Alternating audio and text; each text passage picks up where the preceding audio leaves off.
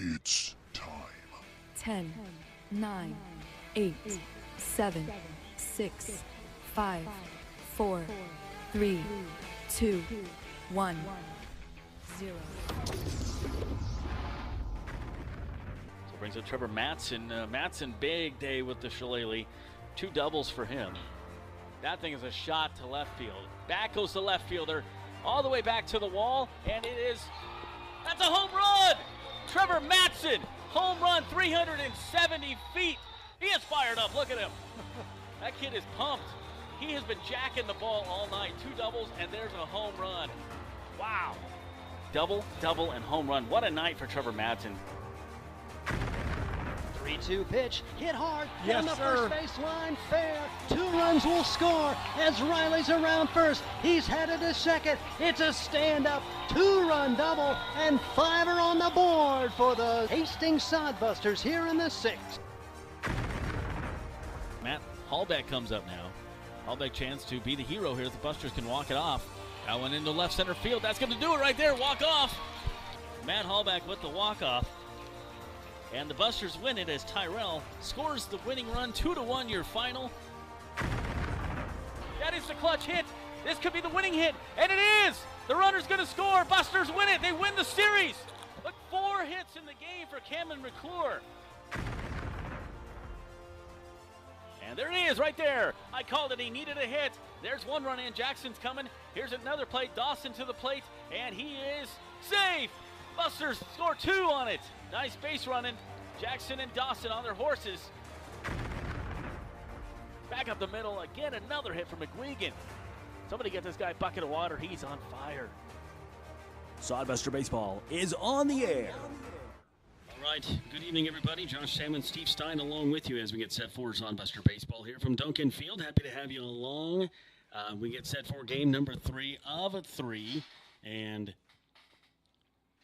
we're adjusting some cameras yet if you're watching the YouTube feed. Anyways, have a chance to talk to 3 different players today, 2 catchers and a position player. So we will get to all that here in just a little bit. First, let's talk about the series here. And, well, Buster's trying to at least pull 1 win away from these very tough Badland Big Sticks, all right? So welcome to Hastings, Nebraska. It's 80 degrees right now. Wind's only at 7 miles per hour. So it's a beautiful day for baseball.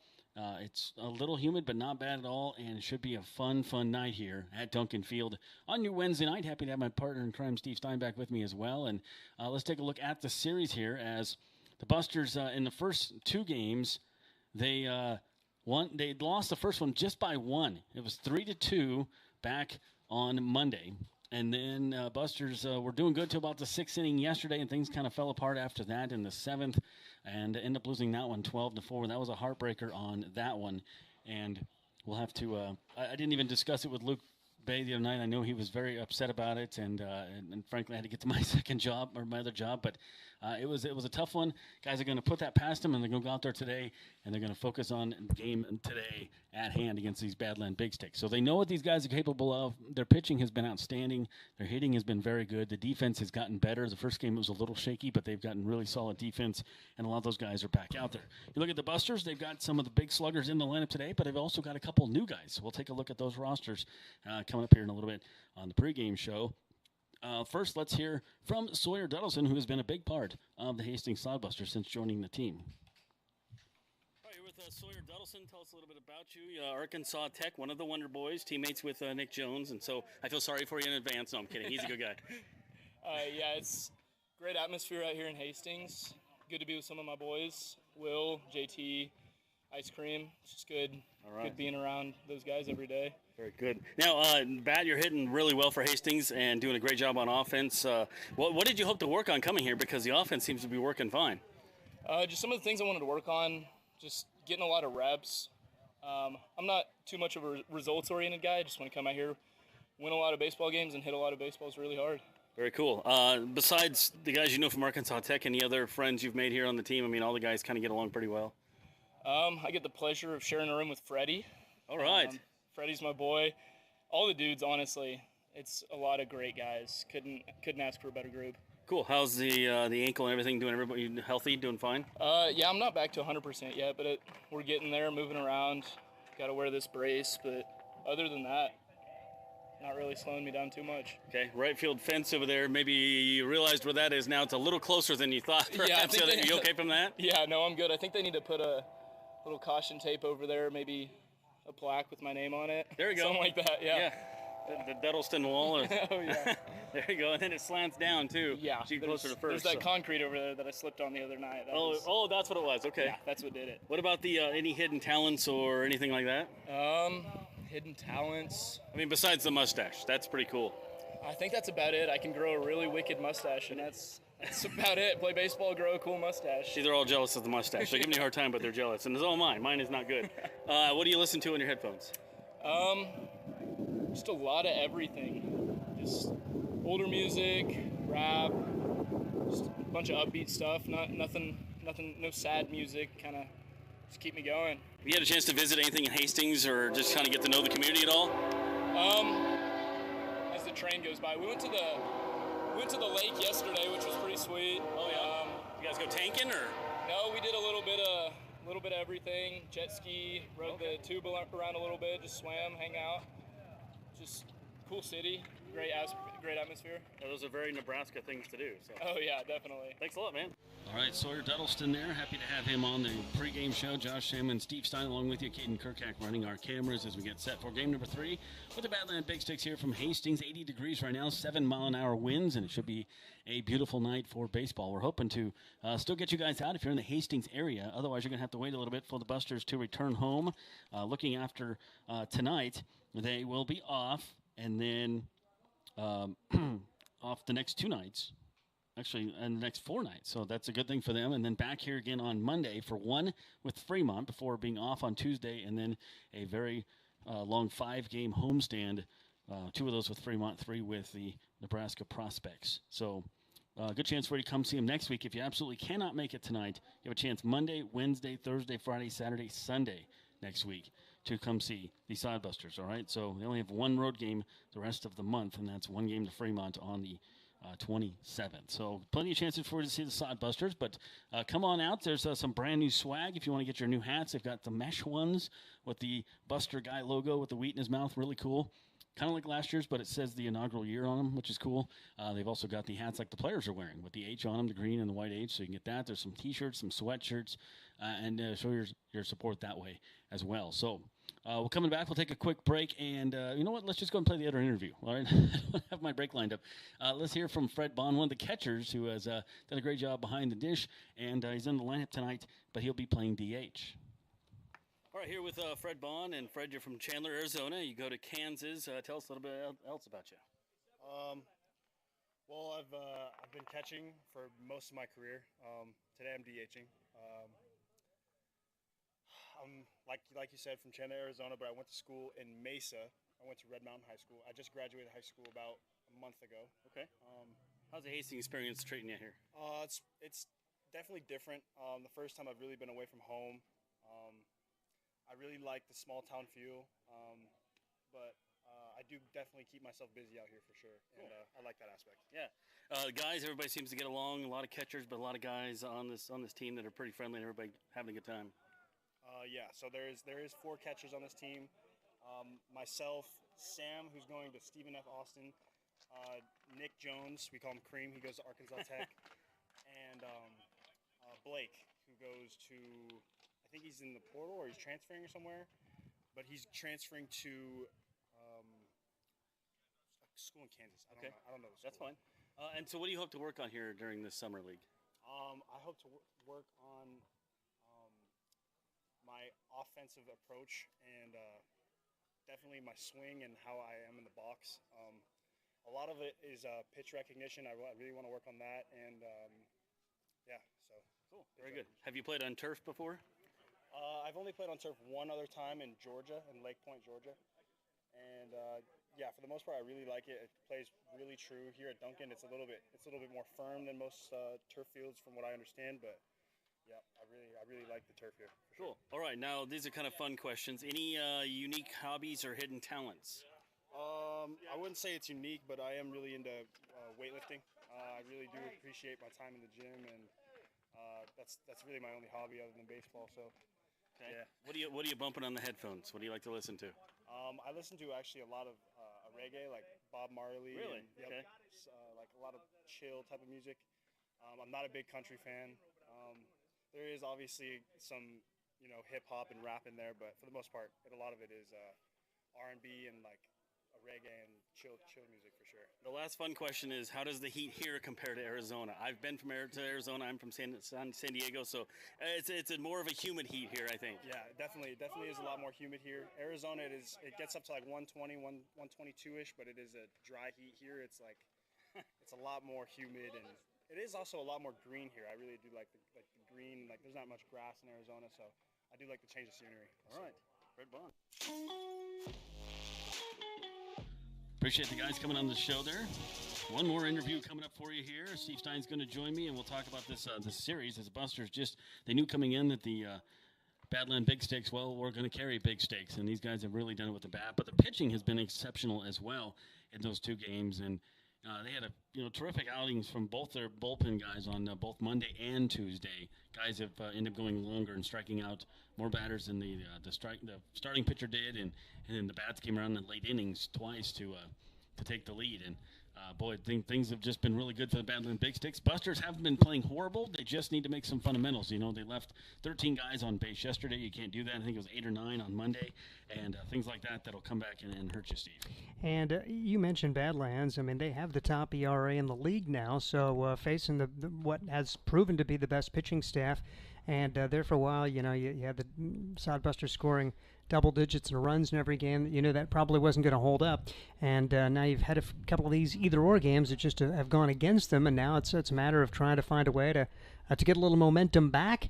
And, it's a long season, a lot of games consecutively. This would be a really nice one to get on the heels of an extended break, which doesn't happen very often this summer. So it'd be good to get a good taste in your mouth as they get ready for a weekend off. Well, and it was fun to talk to the guys about. They said they went to the lake yesterday and kind of got to, just kind of got out of their system and got to know some Nebraska things and get it off their mind. And so you can start with a fresh, clean slate today. Had a chance to visit with Nick Jones as well. Nick, one of the catchers on the team, and almost took one out of here the other day. He had one about 403. If he would have pulled it down the line, I was giving him a hard time. He would have got out of here. If there was any kind of wind at all blowing to left field, he would have got it out of here. We didn't talk about that. We talked about other things. All right, here with Nick Jones. Go to Arkansas Tech, one of the Wonder Boys, which is my favorite mascot, by the way. We had Coach Dawson's son here last year and got to meet Coach and that kind of thing. But how's it going for you at Arkansas Tech? I think it's going all right. I absolutely love the place, love all the people there, love the program. Okay, catcher, things going good for you in Hastings. I know there's a lot of catchers, but guys are getting worked in the lineup here, and everybody's working on some stuff. Yes, sir. Absolutely love playing here. Love all the guys here. I mean, couldn't ask for a better team, better group of guys. Couldn't. We all get along pretty well. So you've got a couple other teammates here from Arkansas Tech. Sawyer Donaldson is one of them. Is that kind of makes it more comfortable for you to know a couple guys coming into this? Yes, and having some returners on the team that are from Arkansas Tech also kind of helps, and just knowing all those people, kind of having an in to get to meet the rest of the guys, that's also fun. As they throw water at you. Yeah. So from Little Rock, Arkansas, so how does Nebraska compare to that?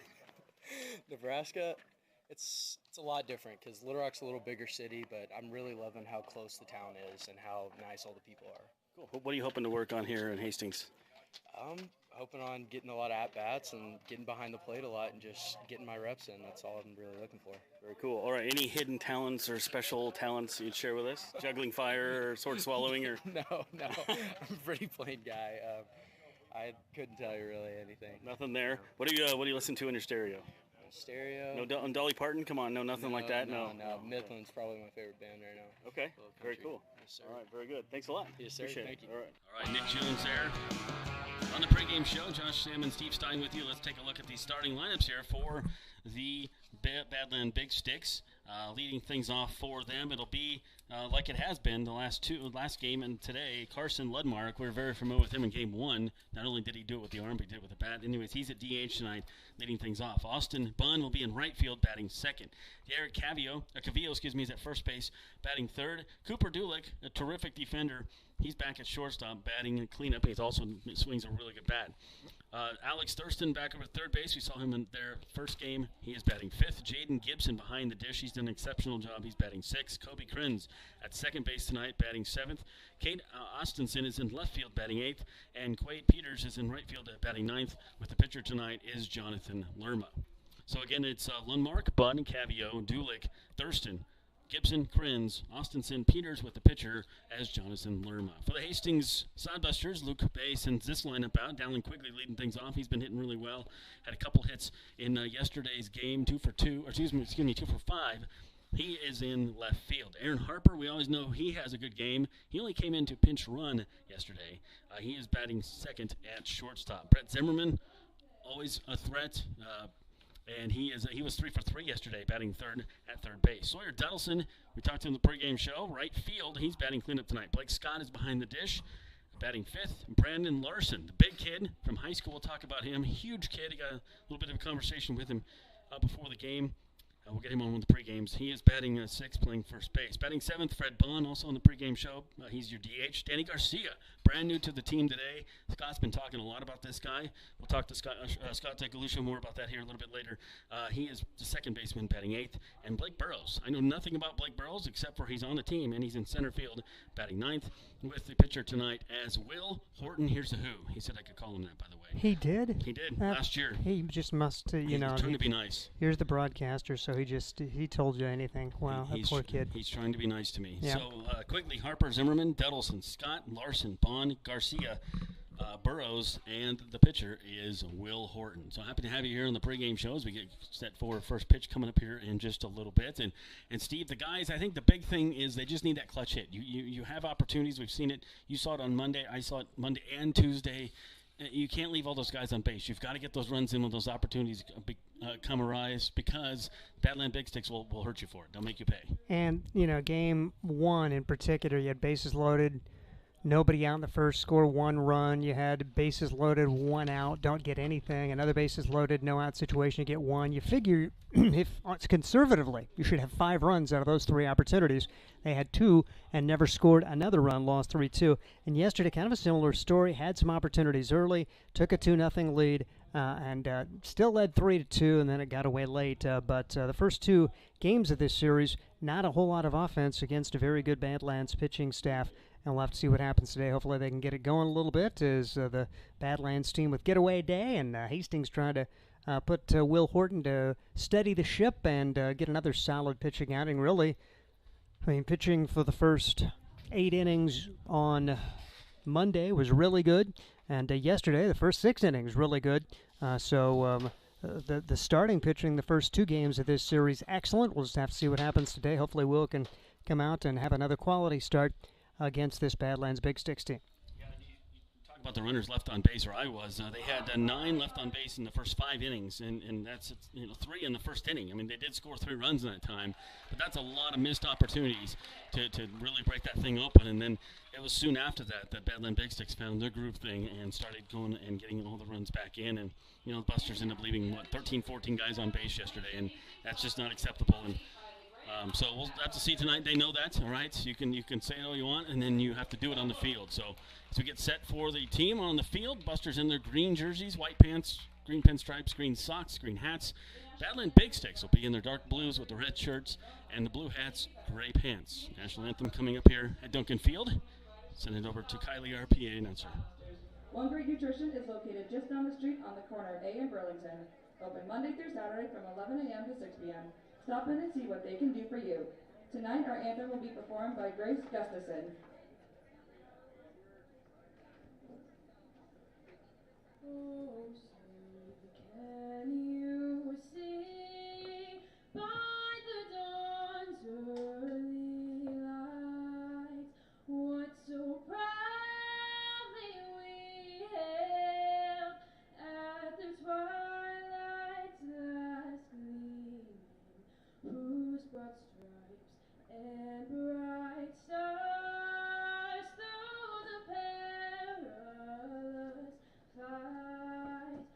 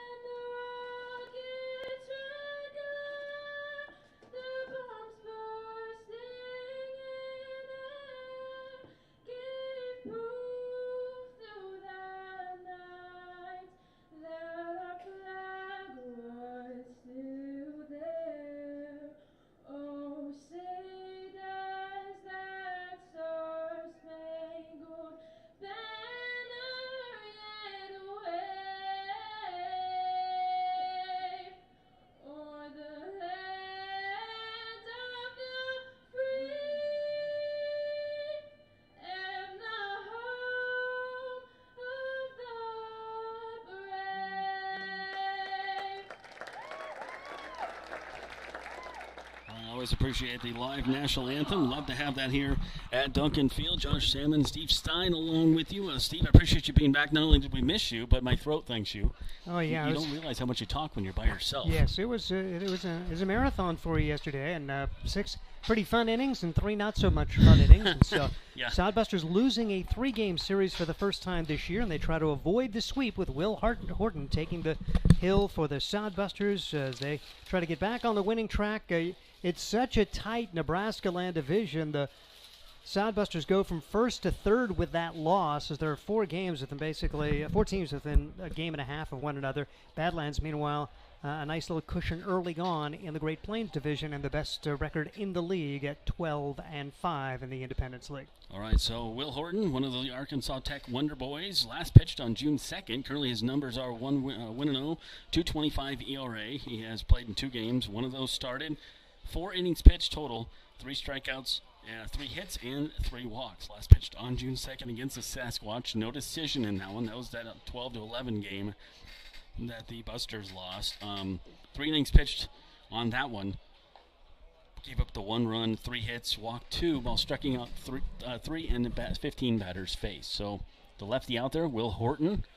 Usually you kind of know what you're getting with Will. He's a very thorough pitcher, back for his 2nd year with the Busters. Usually does a good job. He can get you some innings, you know. I know he's only pitched 4 this year, but you look for Luke Bay to extend him as much as he can to try to get some innings out of him, as the bullpen's been pretty taxed here in the first couple games.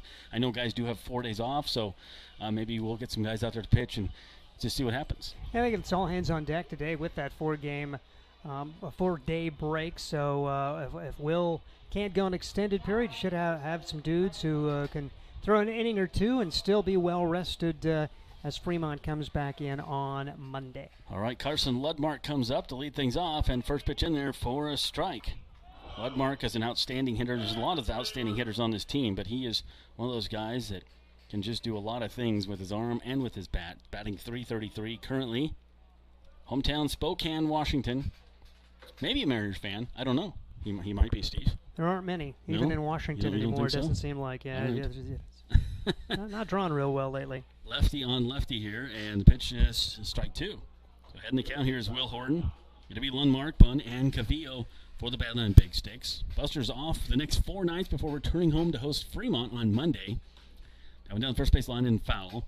Defensively for the Busters, you have Zimmerman at 3rd, Harper at short, Garcia at 2nd, and Larson is the big kid over at 1st. And that kid just graduated high school like a month ago. He's like 6'5". He's huge. Quigley at left, Burrows in center, Duddleston in right, Scott behind the plate, and Will Horton. Pitch comes in and remains 1-2. I was talking to Coach Chris about Brandon Larson. He says he's a donkey. He says he's a donkey. A donkey? Yeah. Okay, all right. I guess that means it's just a big dude. Okay, yep. He is a huge kid. I was standing down there next to I'm him. not and I'm calling just him like, names. If you want to know, if you want to go up and say, "I hear you're a donkey," you go ahead. Go for it, man. Nope, he'll pull my ears out. That one fouled straight back. No, he's a nice young man. He's a Dodger fan, so I won't hold that against him. Yeah, you guys are going to get into it already, won't you? But he's going to go to San Diego, so we'll be okay. 1 ball, 2 strikes. Because you're a Padres fan, and again, not many of those around either. You No, know. I find one every once in a while. Carl Lundmark, those who are willing to admit it anyways. Here is the 1-2, and that one fouled off of his foot, so Lundmark will take a little walk around home there and stretch it out. 80 degrees at game time, wind at about 9 miles per hour. The flag's in center field, barely even moving. So if you're going to hit it deep today, you're going to muscle it. Sun shining bright. Not a cloud in the sky. Well, there's right above us anyways. There's a little off towards left field, but should hold off. That one hit the right field and foul ball. So good job here with Duddleston. A lot of pitches going up in this at bat. That's the 7th pitch thrown by Will Horton in this at bat. 1 ball, 2 strikes. Carson Lundmark, the DH. He got the win in Monday night's game. Now and down the line, Larson dives. Look at that big kid diving. 6'5" from his keister, and they throw him. Ooh, they call him safe. Will Horton got there, and tie goes to the runner. I think the umpire got it right. Yeah, it looked like it was a tie to me. A great effort, though, and early opportunity here for the Big Sticks. Yeah, that was nice job there by Larson. I mean, the only thing he could do after diving is just tossing it from his keister, and good coverage there by Horton. but safe. So on base is the leadoff hitter for Lundmark. Austin Bunn comes up to bat. Bunn is the right fielder and fouls the first one back. No, excuse me, that is a wild pitch ball. Bunn is currently batting 200. He's at 35 at bats this season. 4 RBIs, runner in scoring position. There is Lundmark. Lundmark will steal a base occasionally. He's got 2, but probably not going to go to third. Will Horton down the line, and that is a fair ball. Fair by about 6 inches. Lundmark going to come around and score. Quigley has a hard time picking it up. Advancing to second base is going to be Austin Bunn. 1-0 already Badland Big Sticks. Not what you were hoping for if you were the Hastings Sodbusters after Badlands had a strong finish yesterday. They kind of pick up where they left off yesterday, and early offense for the Big Sticks as they have a run on 2 hits, getting it rolling. So 2 hits, 2 batters here for the Busters. And Cavillo comes up, the first baseman. That one down third base line, that is going to be a foul ball. But that fair ball a moment ago from Bunn was just barely fair. I mean, 6 inches at the most, and went down the line, then quickly took his eyes off of it and bobbled it, allowing the runner to get to second base. I'm putting a single down for Bunn. I don't think he would have made it to second otherwise. Will Horton, pitch 0-1. That one to left field. Quigley's going to have to run in. He was playing deep. He does slide, make the catch. Oh, yeah, he got it. He dropped it after it was on the transfer, so the out is good. Nice play there by Quigley. Left field here at Duncan Field is horrible to play at Sun. That was a nice play. Yep, great job for him. A little redemption as he came in. Not an easy play at all, and able to slide. Tried to get it out of his glove to make a quick throw, dropped it there, but the field umpire all over it, ruling the out. So runner stays at second with 1 out. Cooper Dulick comes up. He is the shortstop. We've seen him at short and second. Terrific hands on him. Does a great job for these Badland Big Sticks team. 1 in, 1 on here, 1 out. Strike 1 to Dulick. Lundmark has scored a run on the RBI single by Bunn. He stands at second base. And Cavillo flew out a moment ago.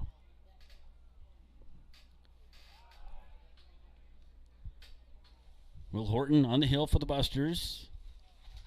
Lefty. Well, 3rd time he's pitched this year for us. Waits to get the sign. Gets it from his catcher, Blake Scott. That one hits a short. Harper up with it. Over to first. Plenty of time and retires him. That is 2 down. Good bounce back from Will Horton. Gave up the 2 early hits, but not letting it get away. And if he can find a way to get out of this with just 1 run allowed, probably a win for the Sodbusters. That brings up Alex Thurston, the third baseman. Batting 148. Runner on second, 1-0. Badland Big Sticks here in the first, but Will Horton would like to get out of here. Just the 1 run. The Busters can get that back. That pitch outside. Looks like some kind of breaking ball that didn't break. 1-0. 5th batter of the inning here in the first. Still only 1-0, only 2 hits in the game. Understanding on second base is Austin Bunn. Good crowd on hand here for your Wednesday. And that one just missed outside. Monday we had a very liberal strike zone. Yesterday was very conservative strike zone. 2 balls, 2 strikes. Perfect night for baseball. Almost no wind at all. Flag's not even moving in center field here at Duncan Field. 408 dead center. And that one is ball 3. I thought maybe he's going to get a call there. Perhaps a little bit low. Sodbuster fans grumbling a little bit about the strike zone already. Yep, there's 100 umpires in attendance tonight. 3 balls, no strikes, 2 outs, 1-0 Badland Big Sticks. Taking all the way. That one right down Burlington. It is a strike to Alex Thurston. Thurston wears the number 2. He hails from Modesto, California, towards the LA area. Will Horton on the third base side of the rubber. Checks his runner, comes set, and the pitch on the way. And that one in there for a strike as well. Thurston thought he had a walk. Yep, he thought that was a little high, but nice drop in at the letters for Horton and a chance to come back and get the out here and set him down 1-2-3 after the first 2 hits. 3 balls, 2 strikes, 2 outs. Runner on second base, 1-0. Badland Big Sticks. Top of the first. Horton wants a new sign from Blake Scott. He gets it, takes a deep breath. Lefty from the stretch. Comes set. Here's the payoff pitch. That one hit down right field side. It is slicing foul and out of play. Well, it's in play, but nobody's able to get to it, so it's just a long foul ball. Good effort for a trio of sodbusters. Nobody had a chance at that, and they'll do it again at 3-2. Donaldson from right field, Danny Garcia from second, and Brandon Larson, the first baseman. Sawyer Donaldson and I were talking about that fence. He had a little bit of a run in the other night, and he says, yeah, when it slants down, he got to the concrete, and that's where he lost his footing. There's a little bit of concrete over there by that gate, and so that's where he got a little confused. But he says he's doing fine. He does have a brace on the ankle. 3 balls, 2 strikes, 2 outs. Payoff pitch coming up here from Will Horton once again. And swung on and missed. Got him. What a curveball. Horton says, have a seat, and that is it for the Badland Big Sticks. First strikeout of the day for Will Horton. But 1 run on 2 hits and no errors. 1 left on base. At the end of a half inning, it is 1-0. This is Sodbuster Baseball from Duncan. Are you tired of lousy internet and faceless customer service? It's time to experience local, honest, hassle-free, and exceptional. That's the Allo promise. We not only provide crazy fast fiber internet, crystal clear TV, and dependable phone service, but we choose to become a part of the communities we serve and love when everyone calls or stops by our store to say Allo. So don't settle for mediocre, settle for exceptional with Allo. Visit us at allofiber.com/local. There's nothing like relaxing on a summer day. Nothing like taking in a Hastings Sodbuster baseball game. And there's nothing like an ice-cold Pepsi to make the day perfect. Pepsi Cola of Hastings wants to make your nothing like be the best day it can be, whatever the occasion. Enjoy your favorite refreshing Pepsi product throughout the Sodbuster season and make your nothing like memories. Pepsi Cola of Hastings, a proud sponsor of Hastings Sodbuster Baseball. Welcome back, Sodbuster Baseball. Josh Salmon, Steve Stein along with you. I appreciate you guys tuning in here on the YouTube stream. Busters give up 1 run in the top of the first, but that's an easy one to get back. Will Horton found a little bit of a breaking ball to wrap up the inning, and here come the Busters with their sticks. Leading things off for them, it'll be Quigley, Harper, and Zimmerman. On the hill is Jonathan Lerma for the Big Sticks. Lerma, a 5'9", 180 sophomore, Dickinson State. Hometown is Tucson, Arizona. 2-0, 4.76 ERA, 5 games pitched. This is his 3rd start. 17 innings total, struck out 9 batters, gave up 16 hits and 8 walks. He last pitched on June 10th against the Fremont Moon. No decision in that one, but did give up 6 earned runs in 5 innings pitched. You look up and down, not too many bad ERAs on this team. They do lead the league in earned run average at 3.72. The Sodbusters are 5th in the league in ERA at 4.7. So Dallin Quigley lead things off. Quigley having a good year here for the Sodbusters. One of those guys who just always has a smile on his face and just makes you feel better when you're down there talking to him. Young man from Lubbock, Texas. Batting .333 on the year. Good leadoff hitter for the Busters. They've tried a few, but he does a pretty good job there, and he seems to be most comfortable batting either first or like 8th. I don't know why, but he just wants to play. You ask him. Doesn't have a preference in the outfield. The 0-1 coming up here from Lerma. 2 lefties tonight going at each other in Horton and Lerma. And quickly strike 2 on the breaking ball. 1-0 our score. Bottom 1 from Duncan Field. Game number 3. Busters would like to at least get one of them as Badlands have won the first 2. That one down third base line. Playing very shallow is the third baseman, and that's a nice play. Thurston, he knew what he was up against, the speed of Quigley, and he had him played perfectly, 1 down. Yeah, Quigley always a threat to bunt, and so that worked right into the defensive game plan of Badlands, and Alex Thurston made it look easy. So Aaron Harper comes up, the shortstop. Did not see him in yesterday's game except for to come in and run late in the innings. I was walking by to interview some of the other guys, and he says, hey, man, how's it going? So we talked a little bit, and I was joking. I said there was 2 big coolers of water. One was to drink and one for his bat to cool it off. And he laughed at that. First pitch outside for a ball. Well, why in the world would they want to do that? No, I know you don't. Yeah, But it's there if it catches on fire. All right. It's just a safety hazard. The 1-0 coming up here from Jonathan Lerma. Talk about the stats there for Harper. He has been a terrific player for this team. 386 he's batting for the Busters and 44 bats, 15 RBIs, 7 walks. Very good at shortstop, can play third base, second base. Here is the 1-1. High chopper, going to have to hurry that one back to the pitcher. Lerma takes it himself. There's nobody covering first, and he is going to be safe. The first baseman ran in. Lerma ran in. And Lerma's trying to say that he tagged the runner, but umpire's not buying it. Lerma certainly believed that he got him. He tried to sell it well. But great heads-up play, good base running, not taking it for granted, Aaron Harper. And just bad luck for Badlands. I mean, Carrillo charged thinking he was going to be the guy that was going to have to make the play, and the second baseman didn't come over to cover. And so a great break, and Aaron Harper hustles it out, and a tying run on there with 1 out for the Sodbusters. Brett Zimmerman comes up to bat. He has been outstanding as well. Only 21 at-bats for him, but he's hitting .429. You really like this lineup of the Busters this year. This offense has been outstanding.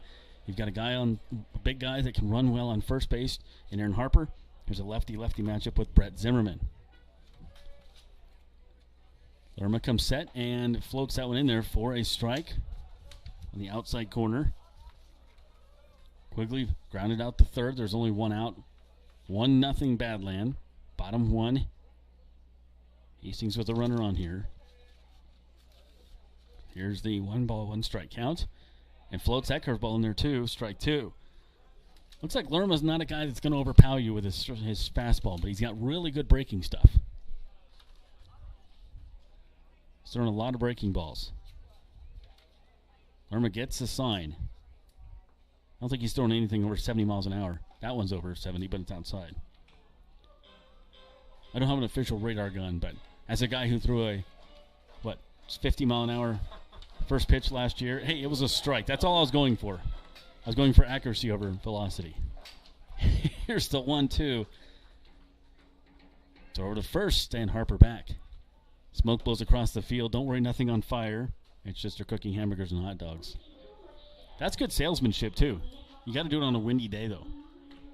It smells delicious. Tim does a wonderful job down there. Here's the 1-2. 2 balls, 2 strikes. Sawyer Donaldson coming up next. Doesn't get any easier for Badland. 3 tough batters in a row. Well, technically 4. Dallin Quigley's nothing to sneeze at either. He just happened to have an out. That one outside just missed. That was very close to the first strike called in this sequence. And he didn't get the call this time. Full count. Good job by Zimmerman here to get the full count. 1 on, 1 out for the Busters. Bottom 1. 3 balls, 2 strikes. Pitch coming up from Jonathan Lerma to Brett Zimmerman. And he throws over to first again. Not a great move for the lefty, but maybe he hasn't showed us his best move yet. A lot of times guys have like a backup, a B move, if you will. Better than John Lester, I'm going to give you that. And Aaron Harper, pretty conservative lead at this time. His first move back to the base at this point.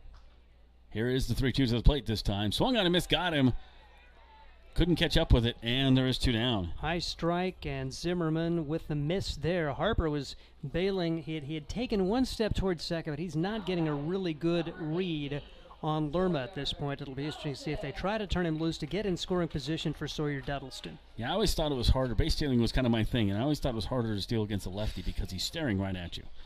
Sawyer Donaldson comes up. Donaldson batting .467 on the year. 30 at-bats.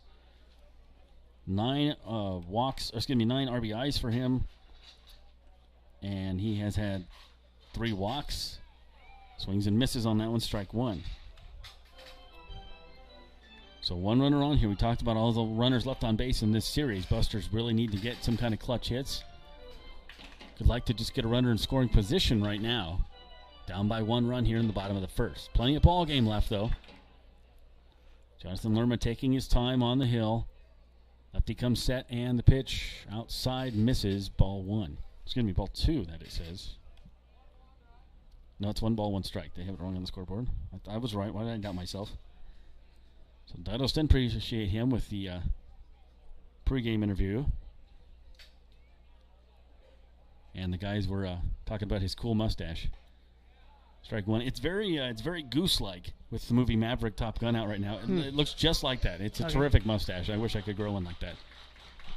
1 ball, 2 strikes. Coming up, 1 on, 2 out.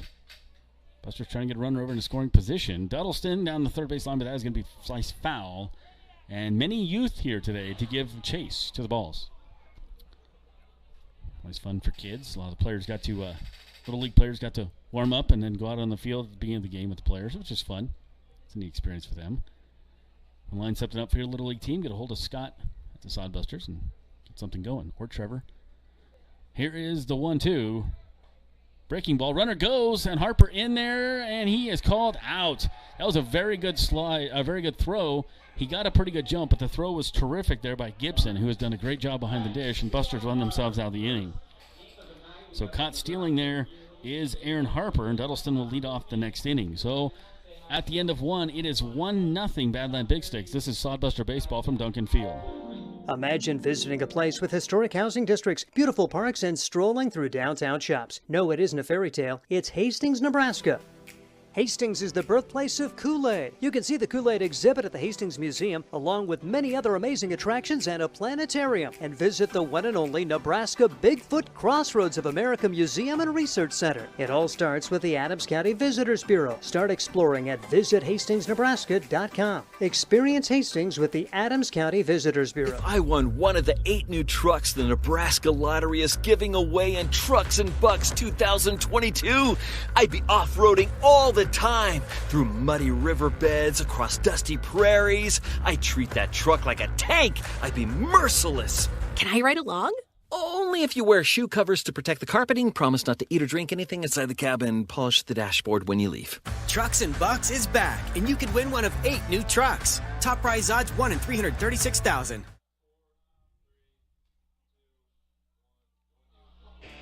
Welcome back to Duncan Field. Josh Sam and Steve Stein with you. Busters trail 1-0 here, top of the second. Coming up for the Badland Big Sticks, it'll be Gibson, Krenz, and Austinson. Terrific throw there by the catcher Gibson to nab Eric Harper, trying to steal second. I like the aggressiveness, and it was a good jump. It was a perfect throw right on, and nothing Busters could do about that one. And Gibson, talk about getting rid of it. I thought he kind of stumbled a little bit. I didn't think he had a great handle on it, and he still threw an ace to gun down Harper. That thing was just a bullet down there. Jaden Gibson comes up, the catcher who we're talking about. Played catcher in all 3 games.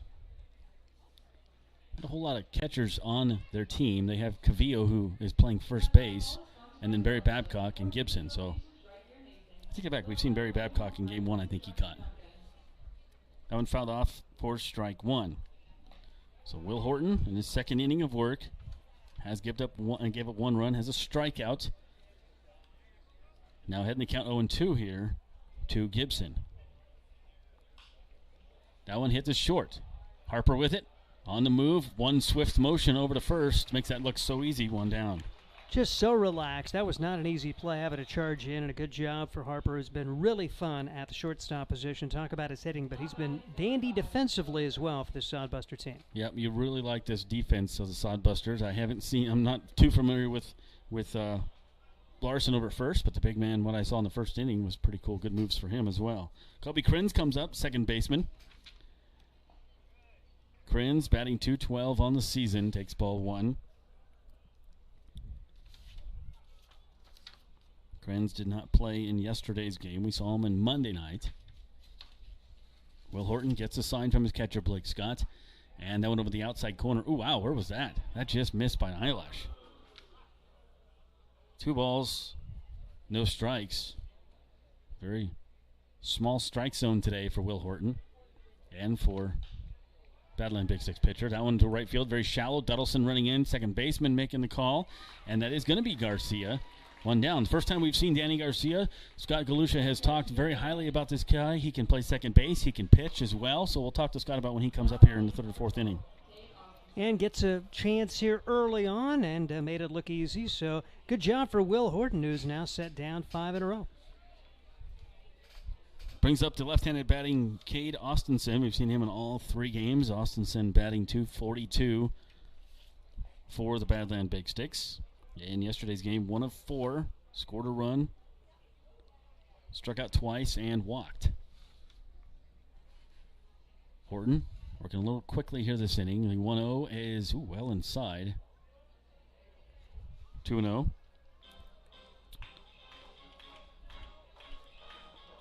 So 2 hits and 1 run for Badland Big Sticks in the first inning. 2 outs here. Will Horton would like a 1-2-3 inning. It's 2-1. Buster's not able to do anything in the bottom of the first, but 1-0 deficit, that's nothing. They can come back from that. Horton gets a sign from Scott. And that one inside. Not flinching at all was Austinson. 3-1. Horton, one of those guys that works quickly. He's already ready for another sign, takes a deep breath, kicks and delivers. That one fouled off. Good pitch. 3 balls, 2 strikes, 2 outs.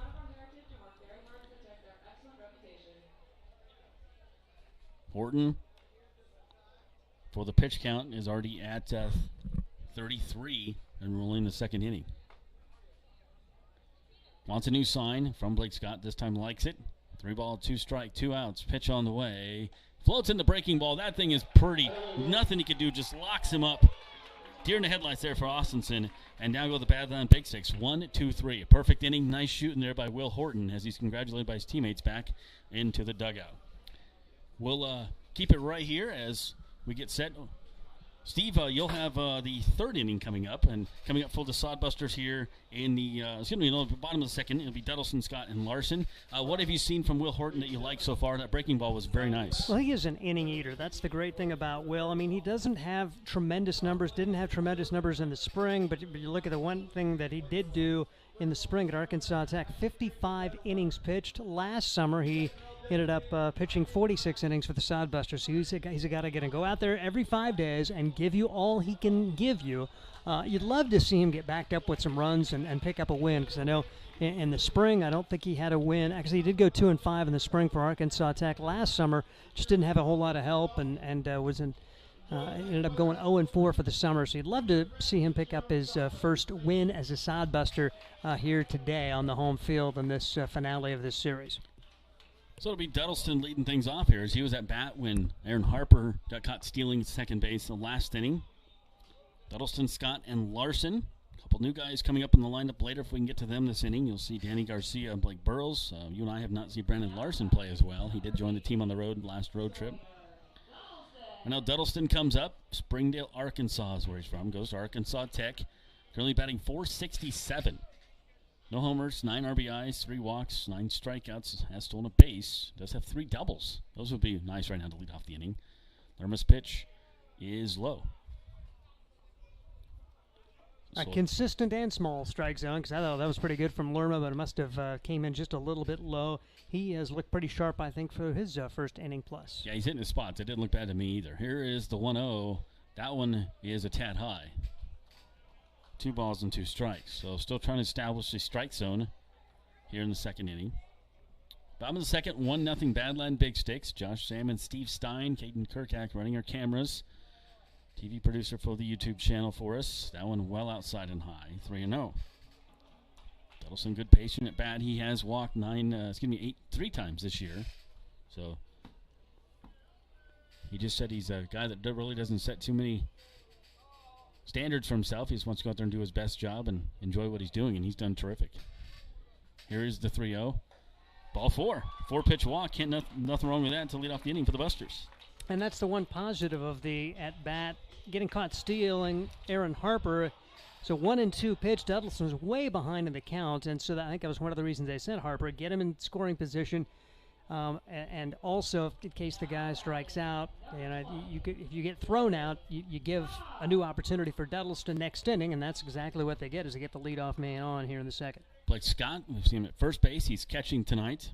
Duddleston takes a lead off of first, and the pitch misses for a ball. So Lerma, again, just not missing by much if he misses. 1-0 coming up here to Blake Scott.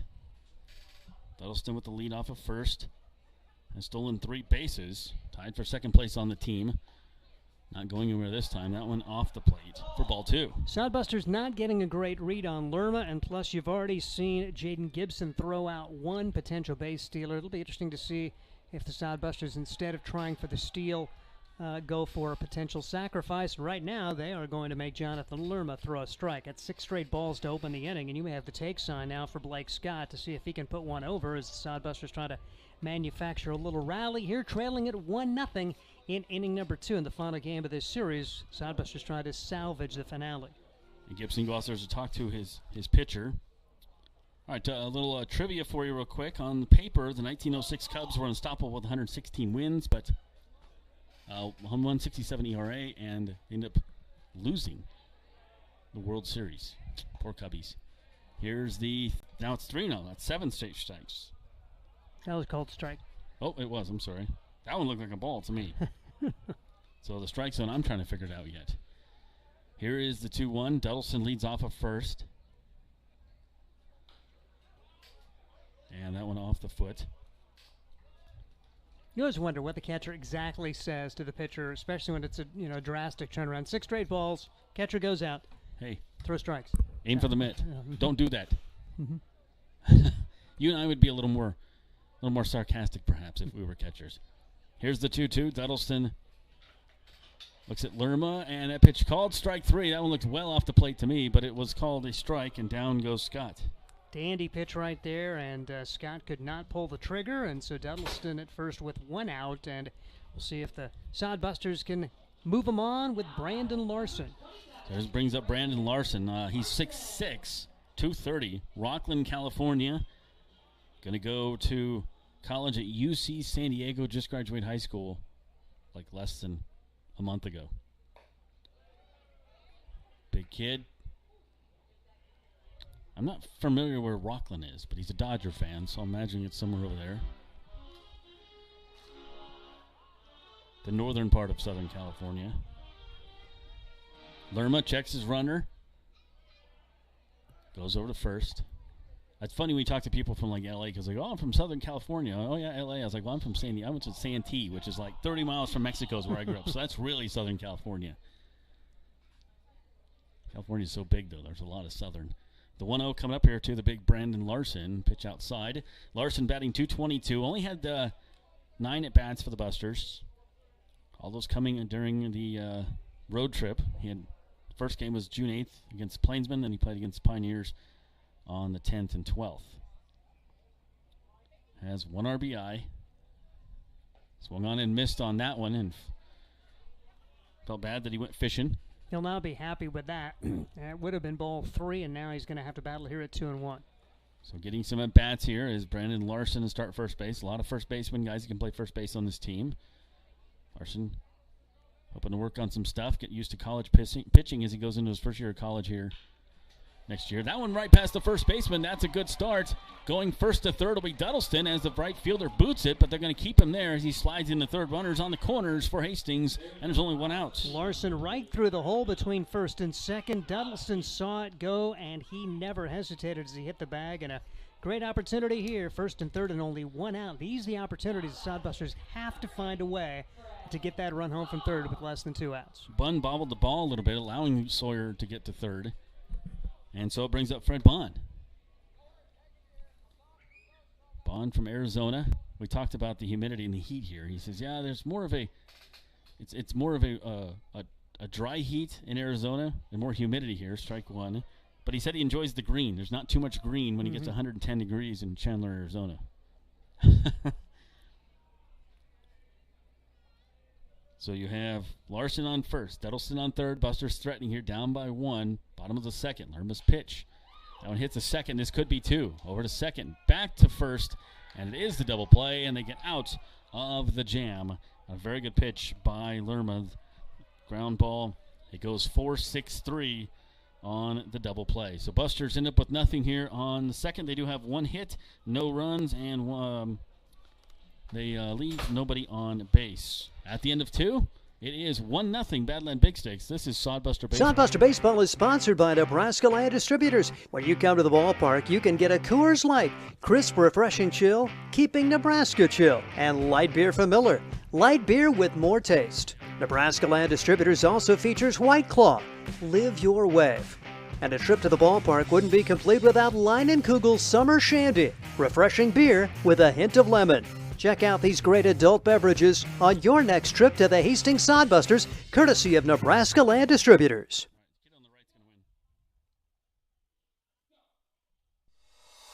Get the latest in news, sports, and local interest stories with the Hastings Tribune. The Tribune's award-winning staff provides you with the best in local content, from the news you need to amazing photographic moments to the latest in Sodbuster baseball news. Check out the classifieds, browse the business directory, and more.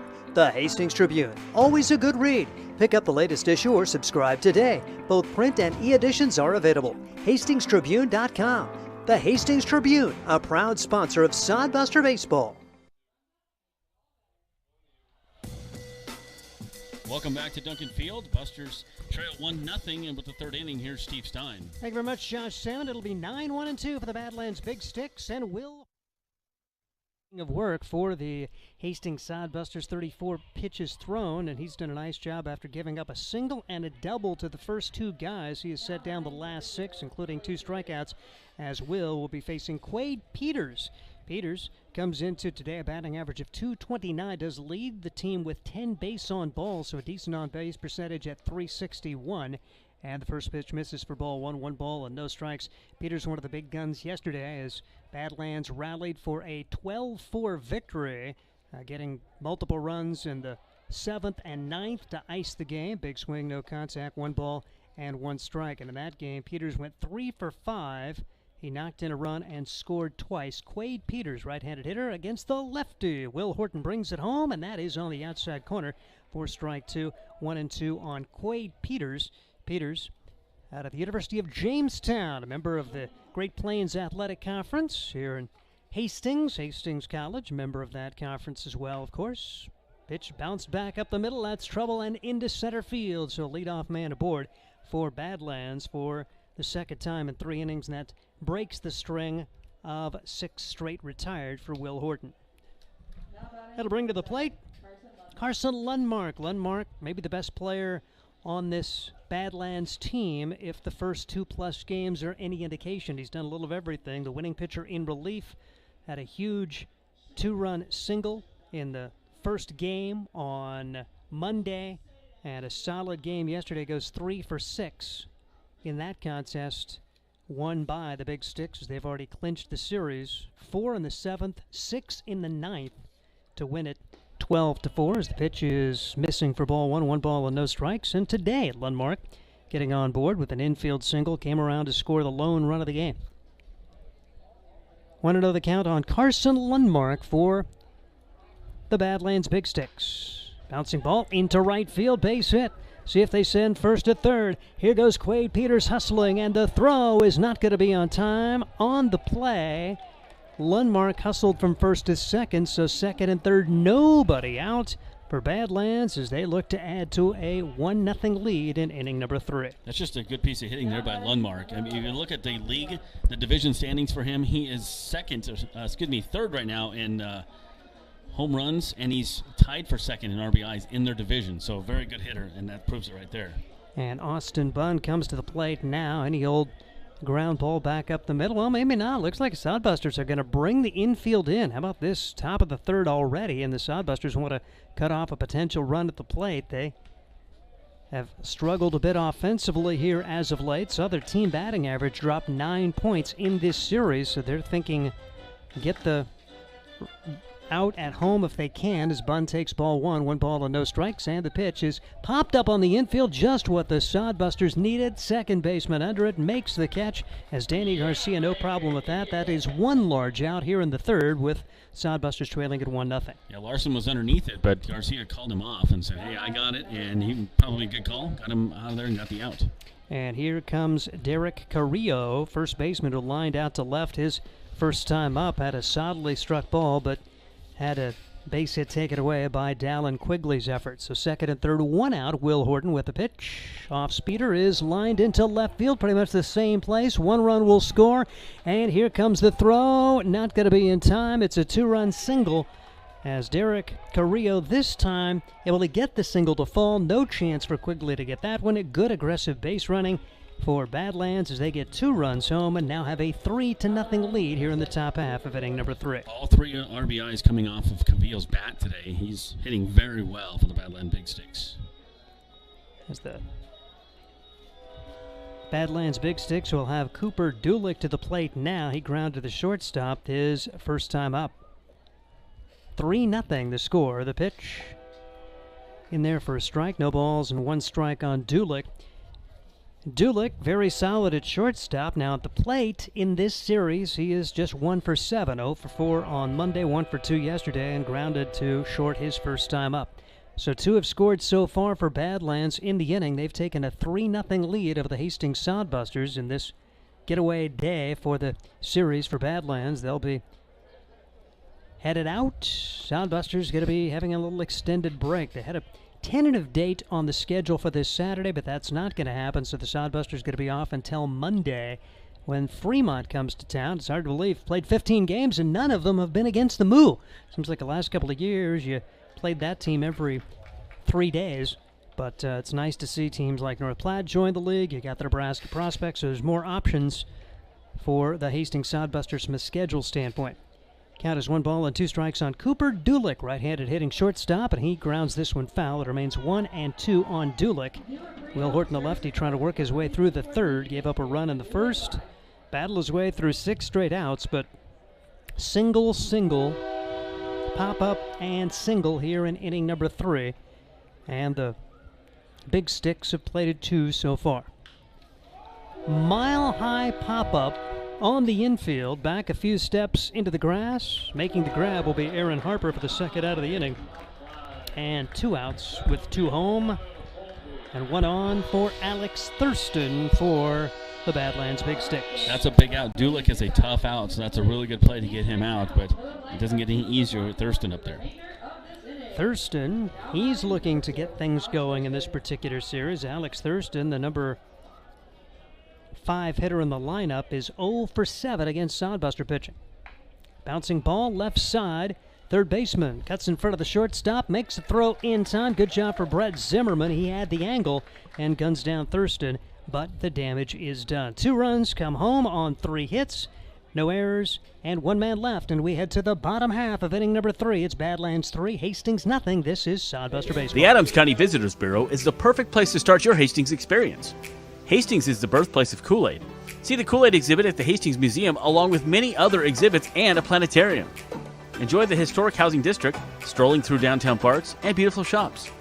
Whether you're visiting or you live here, the Adams County Visitors Bureau will help you find what you're looking for, from places to eat, things to do and see, to places to stay. Ask the Adams County Visitors Bureau at visithastingsnebraska.com. Eagle Distributing and Budweiser are proud to be sponsoring the Hastings Sodbusters. Budweiser has been linked to organized baseball since 1980 with a continued commitment to celebrate America's favorite pastime. The Budweiser brand was introduced in 1876 using time-honored brewing methods such as beechwood aging, which provides unparalleled balance and character. Each batch of Budweiser stays true to the same family recipe used by 5 generations of Bush family brewmasters. We welcome you to enjoy a cold Budweiser while cheering on your favorite hometown team, the Hastings Sodbusters.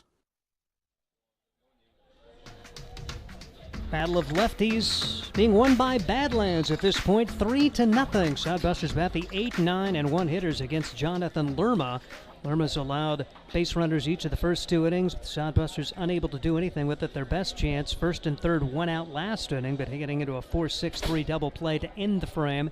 And now we'll see what Danny Garcia can get done for the Hastings Sodbusters. Great to have him a part of this Hastings Sodbuster team, as Garcia will stand in the right-handed box. Guy out of San Jose State from Oakland's San Leandro High School. He did pitch 1 game in the spring for San Jose State. Takes strike 1, no balls, 1 strike. He's a guy that will play some infield, and we also expect to see him on the mound for the Sodbusters as this summer season ensues. No balls, one strike. Jonathan Lerma, 32 pitches thrown through the first 2 innings. The lefty brings it in, and that's low for ball 1. Had some real control issues, but able to work around it. Came back from a 2-0 count to strike out Blake Scott. That was the big out in the inning. Larson followed that with a single, and with runners at first and third, Fred Bond grounded into a 4-6-3 double play. Huge play as the Sodbusters are trying to get the game even at the time. Bouncing ball left side, 2 hops to the third baseman. Strong throw in time, well played there by Alex Thurston. There's 1 out for the Sodbusters in the home half of the third. That will bring to the plate Blake Burrows. Good opportunity to see him make his Sodbuster debut. He is the starting center fielder for the Hastings Sodbusters. He's from Weatherford, Texas, and plays at the University of Texas, Rio Grande Valley. Luke Bay knows all about him, though. He was a transfer from Kansas State, so opportunity to play some summer ball for Blake Burrows. Joins a very good outfield for this Hastings squad. Tremendous speed out there. Squares to bunt and takes ball 1. 1 ball and no strikes. Had limited time in the spring season. He played in 7 games for University of Texas, Rio Grande Valley. So really would love to get some regular bats this summer to try to get a rhythm going. 1-0 pitch on the way, squaring to bunt and laying it down. Pretty good one on the right side. Going to be a tough play. The throw, well, not going to be the throw to first. What a great job there for Burrows. That ball was up in his eyes. It was not a great pitch to bunt, but he got it down. And once it got by the pitcher, no chance, as Derek Carrillo, the first baseman, had to field it. There was no way Lerma was going to beat Burrows to the bag in an infield single, the second infield single for this Hastings Sodbuster team. Yeah, nobody covering the bag, so once he got that bunt down, it was pretty smooth sailing. Nice job making a Hastings debut with a bunt and getting first hit.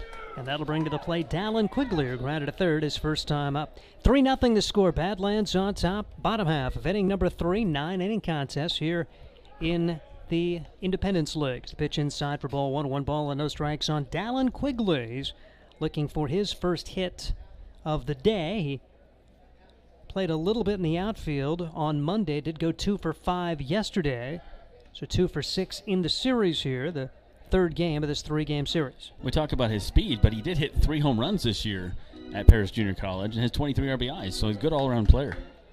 Good to see him at the top of the order. Really made some hay when he was at the 6th spot on the batting order against the Nebraska Prospects a couple of series ago. This pitch inside, and it gets Quigley, so a little rally going here. Ball hasn't left the infield, but the Sodbusters now have runners at first and second and only 1 man out with their 2, 3, and 4 hitters coming up. Needing a rally here, trailing at 3-0, trying to salvage the third game of this series. And maybe this is the key. They've jumped out on top each of the last 2 days. How about a little come-from-behind action for these Hastings Sodbusters? Aaron Harper had an infield single his first time up. 38 pitches right now where Lerma's at. Not a bad number here in the 3rd inning. And he's 1 double play from getting out of it again. He does issue a lot of ground balls. Sodbusters have had a tough time getting much in the air so far against Lerma. Off-speed pitch stays high. 1 ball and no strikes on Aaron Harper, who's had an outstanding early part of this season for the Hastings Sodbusters, leading a team in RBIs and tied for first on the team in doubles coming into today. Dominating the RBI category with 15. 1-0 pitch on the way. Harper takes this one low. 2 balls and no strikes. A solid spring with Northern Illinois. And Aaron Harper has pretty much been in the lineup since joining the Sodbusters. Did get yesterday off, was a pinch runner. Now there's going to be a slow walk to the mound here as they will have a visit with Jonathan Lerma. As there's someone at least getting loose out in foul territory. I don't think anybody started to throw yet. We'll see what this Badlands team has in store. Head coach Cam Johnson in his first year with the program. It's really been good. Badlands, their worst year was their first year, 34-33. Then 2019, the hallmark season when they went 48-20, won their division, and then beat Western Nebraska for what was the Expedition League title. Went 29-23 and won the Lewis Division in 2020. Finished second of the Lewis Division last year. And of course, now it's the Independence League with the Nebraska Land and Great Plains Division. And Badlands off to a good start at 12-5, best record in the league. Looks like Lerma's ready to go now. And Aaron Harper should get something to hit here at 2-0 with runners at first and second and only 1 man out. Lerma, check of the runner, will throw to first and back in safely. Quigley heads a base running right there. As nice deke there for Lerma, who never looked at first. The left-handed pitcher looked back at second and made the move to first. Great job for Quigley to hustle back in. Here comes the 2-0 pitch, and this one is fouled away, 2-1. Quigley stole 18 bases this year in college and only got caught stealing twice. So he was talking to Jake Bigham over there and smiling on his face. He's like, I got it. I'm back. I'm good. Yeah, a nice play call there with Carrillo cutting in behind Quigley over at first. And Quigley at first with Blake Burrows at second for the Hastings Sodbusters. 2-1 the count. Runners go. The pitch is hit in the air to right center field. It is going to be caught on the dive. The throw back to first, not going to be in time. Wow. Great play. So the Sodbusters had the hit and run on. Great base running to get back. But Austin Bunn with the diving grab. A good throw may get Quigley doubled off back at first as it stands. 2 outs in the inning, and Brett Zimmerman will come to the plate. Yeah, I thought for sure that was going to just be, that thing was going to have eyes and just loop its way in there. And boy, he came out of nowhere, Bunn. What an outstanding play that was. And I like the hit and run. It just didn't work. If he dives and doesn't get it, it may be a triple and 2 runs scored. As it stands, nothing on the board, and it'll take a 2-out hit to keep it going from Zimmerman, who struck out his first time up against Lerma. And when it's going well, those types of things are falling. When it's not, that's what happens. And right now, Sodbusters in just a little bit of a funk, trying to find a way to come back. Long old summer, you're not going to win every game. And right now, a little 2-game losing skid and trying to find a way to bounce back here. That would have looked big. But can you pick your team up if you're Brett Zimmerman and come up with a 2-out hit after Aaron Harper got robbed? Off-speeder right in there. 2 good pitches from Lerma. Now he's 1 strike away from getting out of this with no damage done and keeping it a 3-0 Badlands lead as they play 2 in the top of this inning. Brett Zimmerman, 0 for 3 Monday, 3 for 3 yesterday. So 3 for 7 in the series. The pitch misses outside. Good take there for Brett Zimmerman. 1 ball and 2 strikes on the Loyola Marymount product. Even with the last 2 nights being lost by the Hastings Sodbusters, they're still only half game out of first place in that division. That's anybody's division in Nebraska land. Yeah, you got the feeling that it's going to go right down to the final day. 1-2 pitch on the way. Curveball is popped up into right field. Bunn fading over into right center makes the catch, and Bunn, the story of this inning, along with the efforts of Jonathan Lerma to get out of it with no damage done. No runs, 1 hit, 2 men left. We had 2. The 4th inning, it's still Badlands 3, Hastings nothing. This is Sodbuster Baseball. You know Graham Tire for their quality tires and service, but did you know that they do brakes, batteries, and oil changes, and even shocks and struts? Graham Tire in Hastings has the quality products and great service you have come to expect from the Graham name. Rick and his crew will get you fixed up and right back on the road safely. And you can trust that the job was done right. That's peace of mind. Graham Tire in Hastings, West 2nd Street, open 7:30 to 5:30, Monday through Friday. A proud sponsor of Sodbuster Baseball.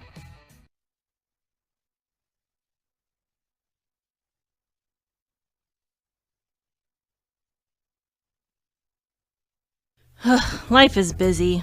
Between family events, the kids' activities, work, and driving here and there, who has time to wait in the checkout line? The new Sam's Club Scan and Go app lets you scan, pay, and head to the door. Or try curbside pickup. Just shop, park, and let them load it into your car. Curbside pickup for Plus members starts at 7 a.m. Monday through Saturday. Get all the products you love at the prices you expect from Sam's Club and skip the lines. Sam's Club, making busy lives less stressful. Steve Stein, Josh Salmon. Engineer today is Caden Kirkak as the Hastings Sodbusters trail at 3-0 as we head to the 4th inning for the Badlands Big Sticks. They'll have 6, 7, and 8 against Will Horton. 49 pitches thrown for the left-hander for Hastings. And difference is key hits for Badlands, and Hastings missing some opportunities for the first 3 innings as they had multiple base runners in the 2nd, multiple base runners in the 3rd, but nothing on the board to show for it as the Sodbusters now have 3 hits, and they have stranded 3 through the first 3 innings of this game. Taking a look at the scoreboard. Well, we'll get to that here in a little bit as batter steps in. Jaden Gibson, the catcher, he grounded to short his first time up and takes upstairs for ball 1, 1 ball and no strikes. Sorry. Scoreboard here, it looks like Moo is up 1-0. We'll see the Moo on Monday. They're at home against North Platte. 1-0 delivery on the way. And a big swing, no contact. 1-1. Jaden Gibson went 3 for 4, and that come from behind win on Monday as the Big Sticks trailed 2-0 going into the ninth and won it 3-2. Pitch low, 2 balls and 1 strike. And Gibson 0 for 3 yesterday, but no problem for the Big Sticks as they came from a 2-0 deficit to win it 12-4. Big 7th inning and a huge 9th inning. They scored 10 runs combined in those 2 innings. The Sodbusters have been, what's the polite word? Unproductive in the 9th innings so far at home this year in terms of getting outs. Man, they have given up some huge 9th innings. As a solid shot into left field, Jaden Gibson aboard with a single for the 3rd time in 4 innings. The Badlands Big Sticks have their leadoff man aboard. Each of the first 2 times they've done that, they've scored runs. Yep, and it's a key thing. You see that when the leadoff hitter gets on, that's kind of sets a tone for the inning, but Hastings hopes they can put a tint in that, a dink in that. Kobe Krenz steps to the plate now. He popped up to second his first time up, as there is going to be a pinch runner. So exiting the game will be Gibson, and I believe it's 25, Corey Brownson checking in. So Brownson in for Gibson. That's interesting. Corey Brownson enters the game, and we'll have to see who comes in and catches for them. Jaden Gibson taking out a pinch runner here in inning number 4, with the Big Sticks already leading by a score of 3-0 as they have now out-hit the Sodbusters 6-3. Will Horton brings the pitch home, and a big swing, no contact for Kobe Krenz. He's 0 for 1 on the day and 0 for 3 in the series. Babcock Berry still on the bench, so he'll probably come in to catch. Cavillo, your other catcher, is playing first base. So interesting maneuver here as we'll try to catch the defensive adjustments for Badlands. Little looper right side, trouble, and into right field for a base hit. Dadgummit. Not solidly struck at all, but finds the perfect hole between first and second, and the first 2 are on with nobody out for Badlands. Potential bunt coming up here. First and second, nobody out, and 3-0 the score. So Cade Austinson will step to the plate. He struck out looking his first time up, is 1 for 7 in the series. Had a hit yesterday in that 12-4 win for the Badlands Big Sticks, decked out in their navy blue jerseys today. Red sleeves, red numbers, gray pants. Squaring to bunt, drags it down the first base line. Going to be picked up by the first baseman. No play! Brandon Larson stumbled a little bit as he grabbed it, and Austinson beat him as he was going to maybe apply the tag, and he was caught in no man's land, and the bases are loaded with nobody out now for Badlands here in inning number 4. They're going to talk about something here. The umpires confer. Was there a batter interference, perhaps? Luke Bay threw his arms up and wanted an explanation, so the umpires are going to discuss something. Or was he out of the box when he bunted? That could be it, too. No, they're going to stay safe, So bases are going to be loaded, nobody out. Another hit here, and now the 9-1 and 2 hitters up there in Badlands can take total control of this one as they have a big inning all lined up with their 9-1 and 2 set to come up. Brownson at third after pinch running, Krenz at second, and Austinson beats out the infield single. So 3 hits in the inning. Pitch is in there for strike 1, no balls, and 1 strike. 8 hits in the game for Badland Big Sticks. We're already in the 4th. Hastings has been limited to 3, although they've had opportunities in each of the innings so far. 0-1 pitch, nice stop there for Hastings catcher Blake Scott. 1-1 the count on Quade Peters. Larson playing first base, Danny Garcia at second, Brett Zimmerman at third, Aaron Harper is the shortstop. That's the infield.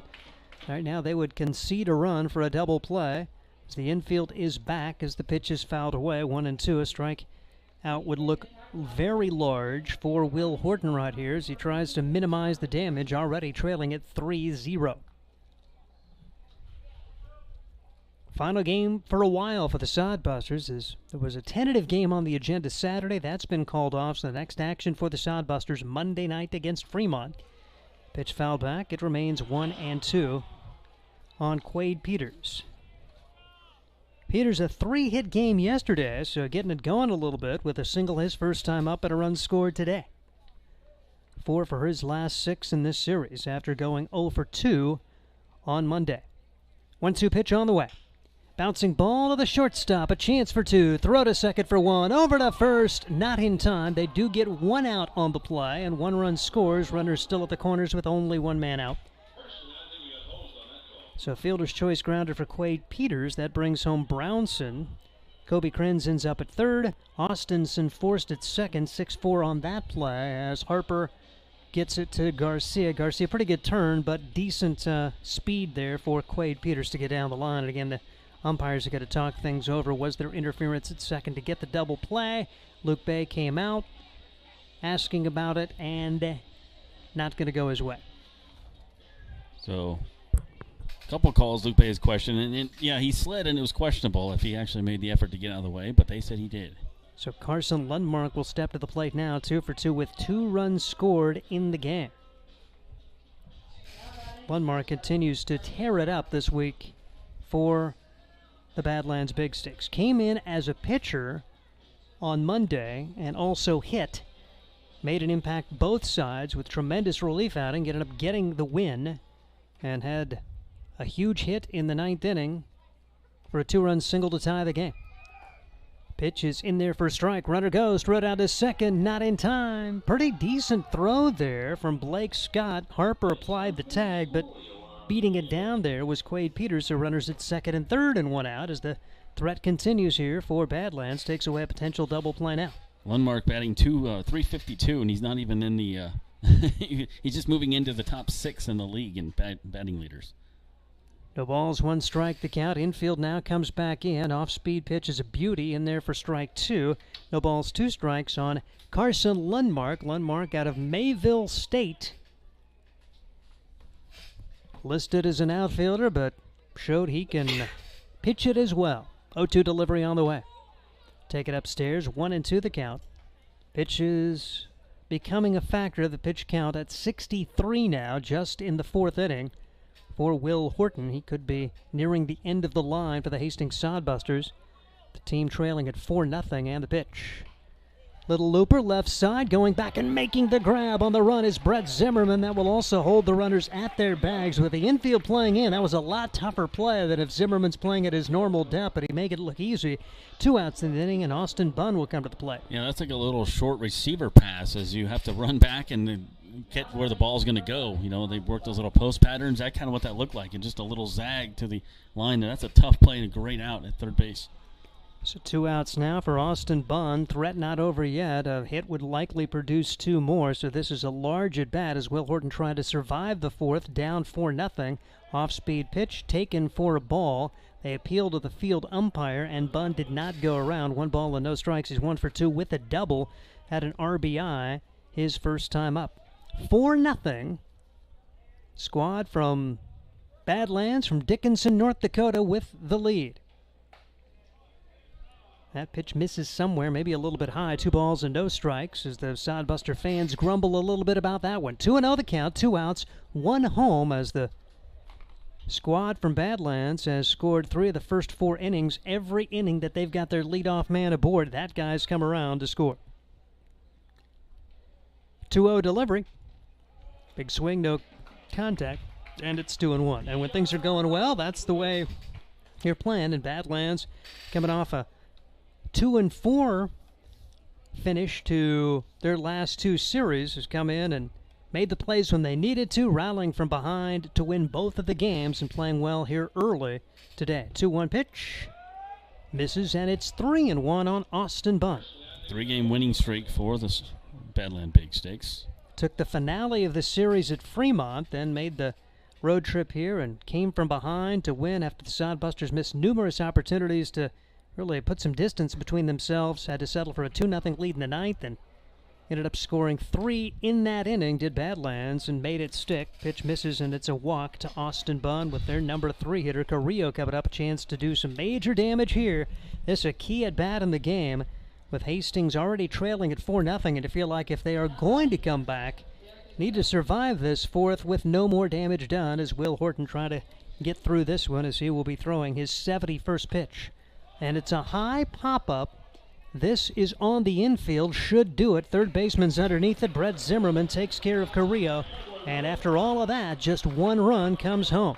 1 run on 3 hits. And 3 men left, and we head to the bottom half of inning number 4. It's 4-0 Badlands. This is Sodbuster Baseball. If I won one of the 8 new trucks the Nebraska Lottery is giving away in Trucks and Bucks 2022, I'd be off-roading all the time through muddy riverbeds, across dusty prairies. I'd treat that truck like a tank. I'd be merciless. Can I ride along? Only if you wear shoe covers to protect the carpeting, promise not to eat or drink anything inside the cab, and polish the dashboard when you leave. Trucks and Bucks is back, and you could win one of 8 new trucks. Top prize odds 1 in 336,000. Let's face it, we move our bodies around a lot. And sometimes things happen. A tweak, twist, pull, strain, ache, or pain. At Fisk Chiropractic and Sports Care, their goal is to restore your mobility, keep you moving, and ensure your rehabilitation is effective, efficient, and stress-free. Do you suffer from headaches and neck pain, lower back, or sciatica? Call Fisk Chiropractic and Sports Care today. Start to discover wellness through chiropractic care. Fisk Chiropractic Sports Clinic.com. Start feeling better now. Almost felt like a win for the Sodbusters in the top half of the 4th inning, allowing only 1 run. Maybe that can ignite the offense here as the Sodbusters able to survive that 4th with just 1 run allowed, as you had Badlands with the bases loaded, nobody out, and all they got was 1. And now it's going to be Hastings coming up with Duddleston, Scott, and Larson. It's Steve Stein, Josh Salmon, our studio engineer, or on-site producer, if you will, Caden Kirkak. And the Sodbusters trying to get something going against Jonathan Lerma. Lerma, 47 pitches thrown coming into this frame. Sodbusters did have some action behind Will Horton as David Redgrow was warming, and we'll see if he is going to be coming in next inning for the Hastings Sodbusters. Right-handed hitting Sawyer Donaldson will come to the plate.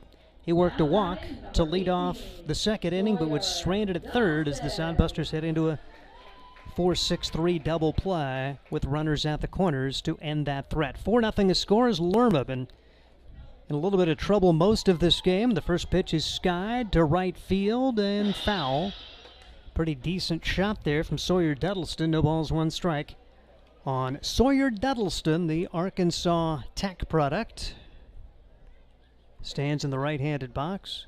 Hit .239 in the spring. In 23 games played for the Wonder Boys.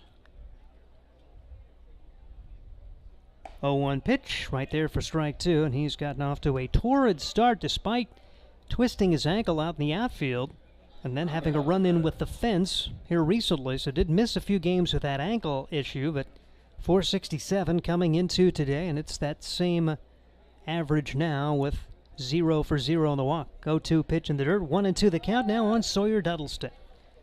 Busters need base runners. They've had base runners. They just need to get somebody in and somebody on. So you got to get that number up there on the board. You can't let this 4-0 deficit, keep getting bigger and bigger. You got to get some runs on the board here. The hole gets a little deeper with runs scored 3 of the first 4 innings for the Big Sticks, and they feel a lot of confidence now offensively as the pitch misses. Ball 2, 2 balls, 2 strikes after they score 4 runs in the 7th. 6 runs in the 9th yesterday, and now they score runs in 3 of their 4 at-bats so far today. So they've got it cooking offensively a little bit, and the Sodbusters can't let them get too far away. 2-2 pitch, and this one is lined to right field. Base, well, maybe. It is a base hit.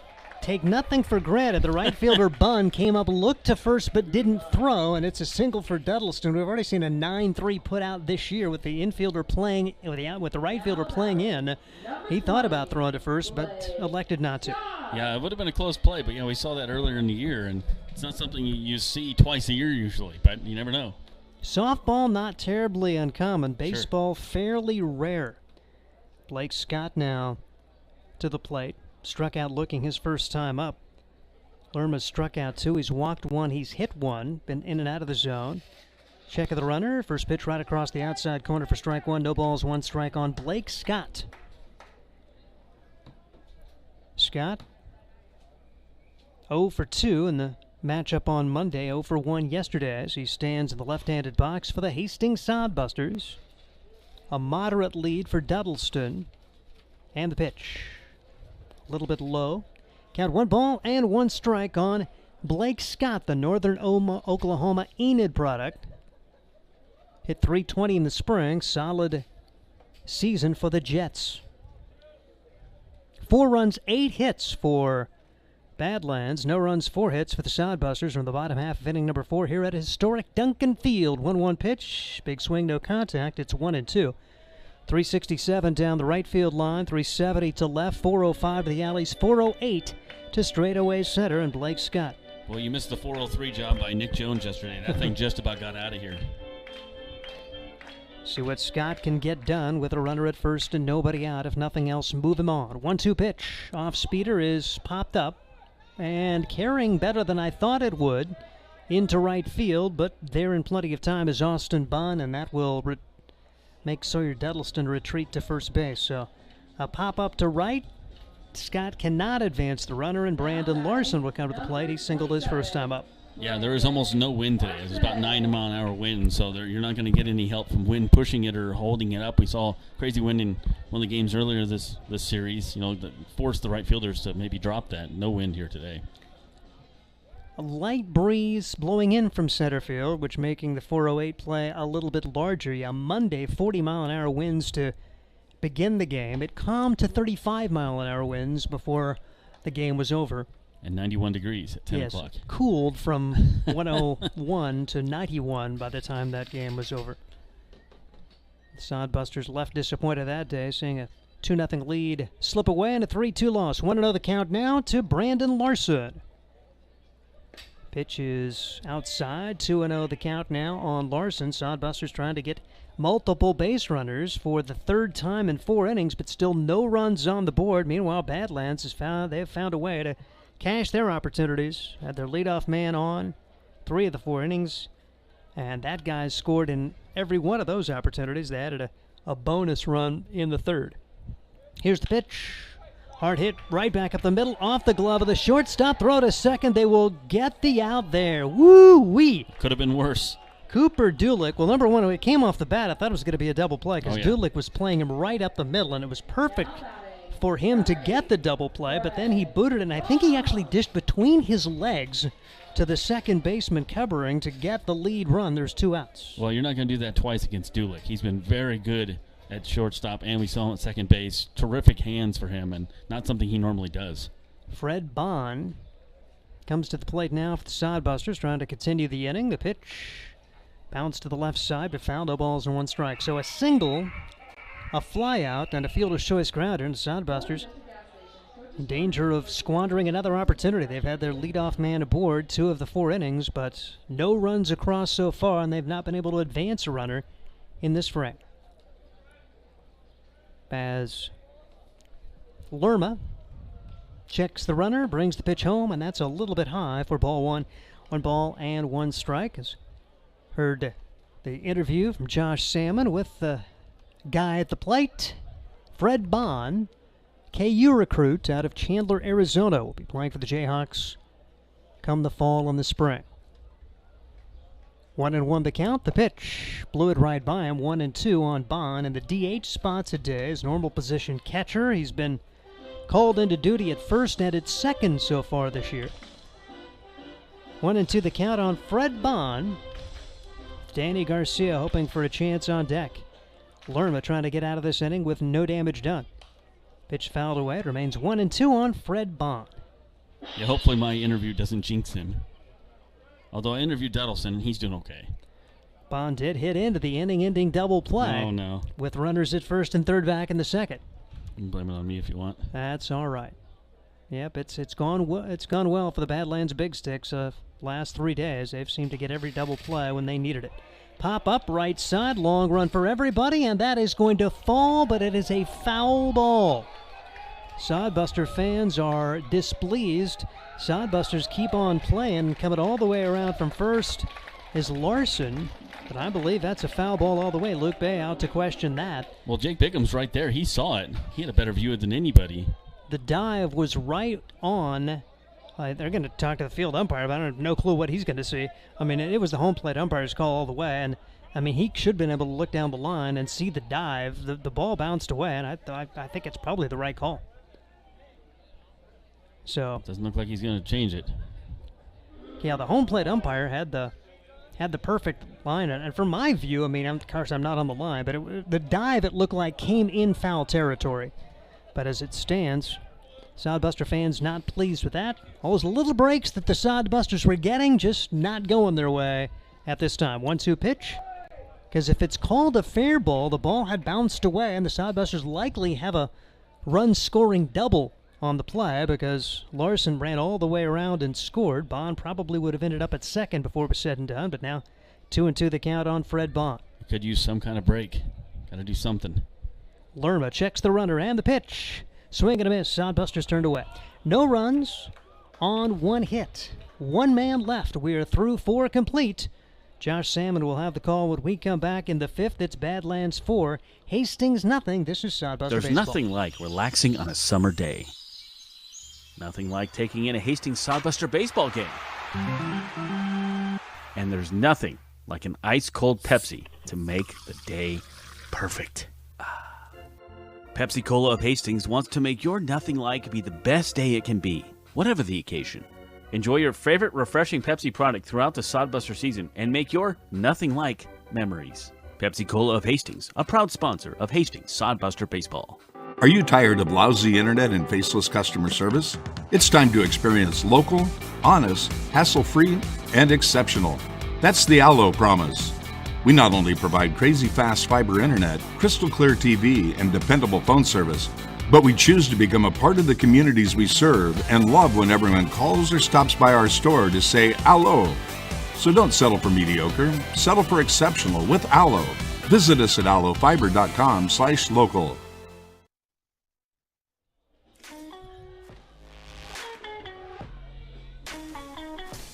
Bring you Sodbuster Baseball. Will Horton back out there to begin the 5th. He had some bullpen action behind it, but he's going to try to get through this 5th inning. Sodbusters with some work to do, and they'll try to keep it 4-0. Once again, here's Josh Salmon. Thank you, Steve. We had David Rudgrove warming up at the end of last inning. Still wouldn't be surprised if we don't see him. He's been outstanding out of the bullpen this year, and it would maybe something you need. You really have to get a 1-2-3 here. You're down by 4. You're halfway through the ball game here. This is a very important inning for Hastings and especially for Will Horton. So he will see 4, 5, 6 due up here. Dulick, Thurston, and Brownson. First pitch misses for a ball. The good news is Dulick is 0 for 2. The bad news is he's due. Down the line, and that's a foul ball. He's a very good hitter, and being 0 for 2 against this guy is something you can tip your hat to Will Horton. 1 ball, 1 strike pitch coming up. Horton's pitch, bottom fell out on that thing, and it's 1-2. That's a nice pitch. Just that tailing fastball. Will pitch count getting up there for him as we enter the 5th inning. This will be pitch number 70, and he got him. Strikeout. 0 for 3 is Dulick, 1 down. That's only the 2nd time this game that they haven't had the leadoff hitter reach. And that other inning was the only inning that the Sodbusters put a 0 on the board, so maybe that's a good omen for this 5th. Now 1-2-3 2nd inning. So Alex Thurston comes up, third baseman. He is also 0 for 2. Look at the lineup. Those are the only 2 guys that haven't reached base one way or another for the Badland Big Sticks. Pitch outside, ball 1.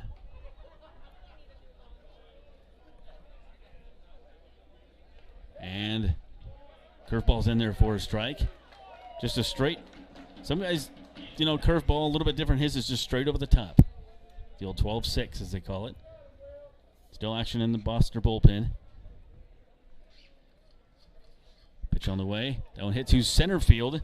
Burrows, and fighting the sun, makes the catch, 1 down. Remember, he just joined the team today. He's not used to playing at Duncan Field. That sun can play havoc on center and left. That was a nice catch. So I was going to say, the chance here in spacious center field, good job because he got a great jump on it. I thought he was going to overrun it, but looked back up, stopped in his tracks, and made the catch. And it's good to get that first fly ball out of the way, and now welcome to Duncan Field.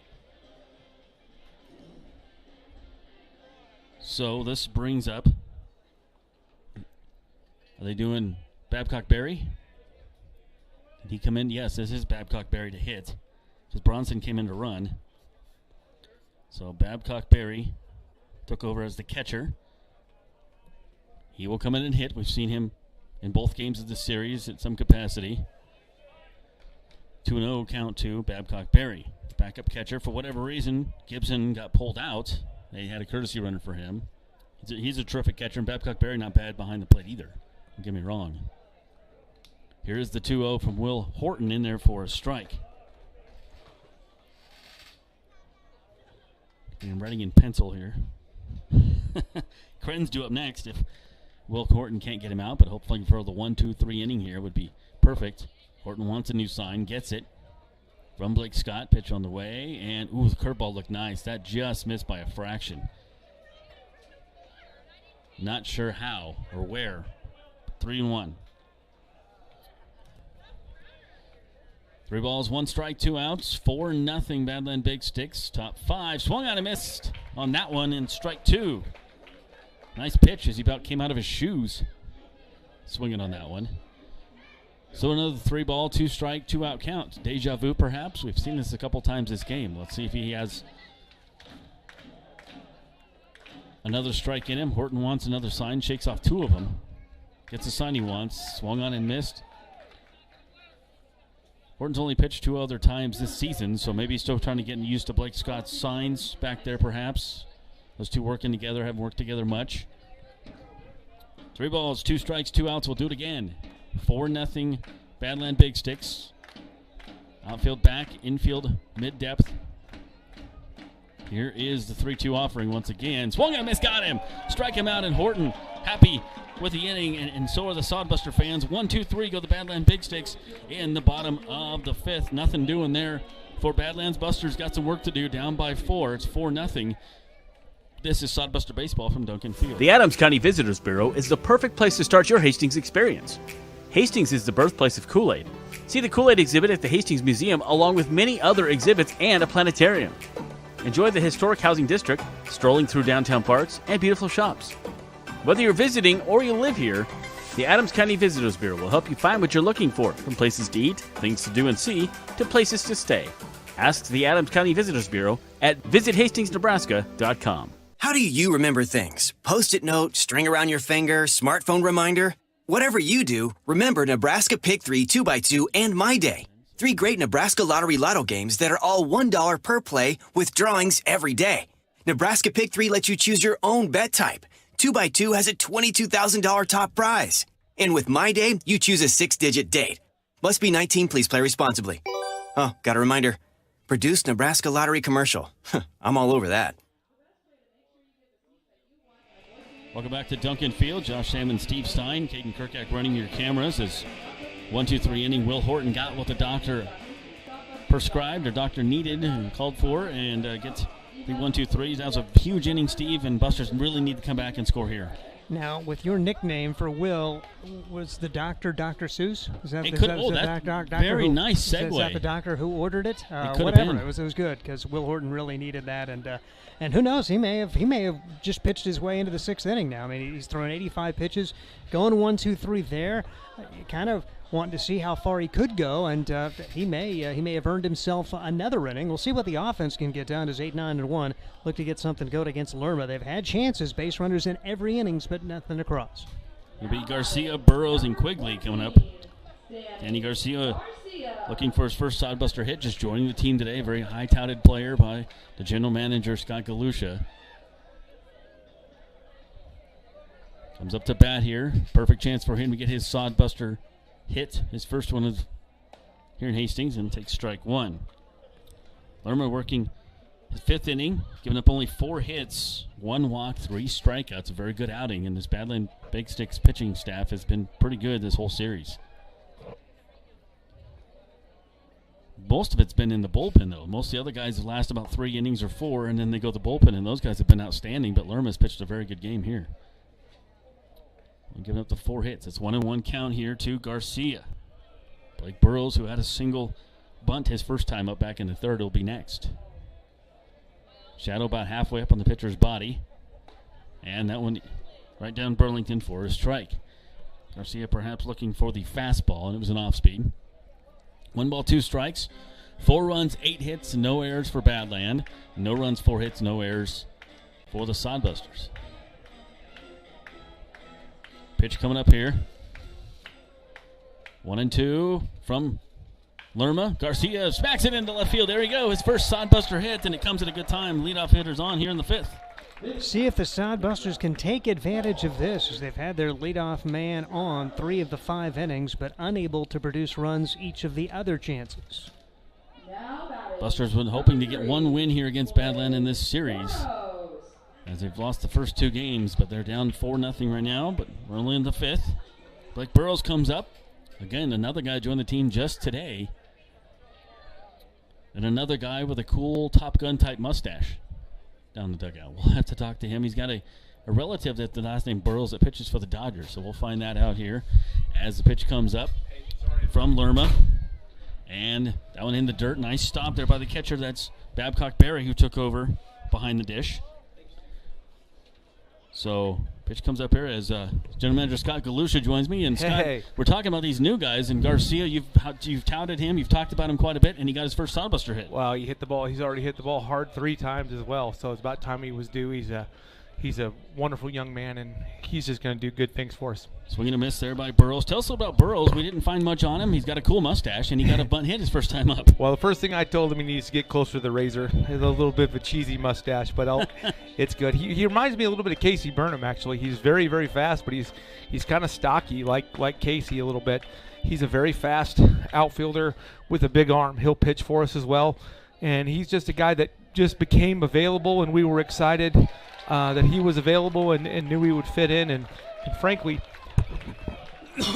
maybe most importantly, we had a uniform that fit him, which was great, because I said to, hey, Luke, we may have to start recruiting some extra guys based upon what we have left from a uniform standpoint. But, yeah, both guys really can play, and we expect both of those to be a pretty prominent part of our lineup. And I'll tell you what, first of all, Burrows, we've already got 3 incredible athletes out there to start with, and he's maybe faster than the rest of them. Wow. He can really run.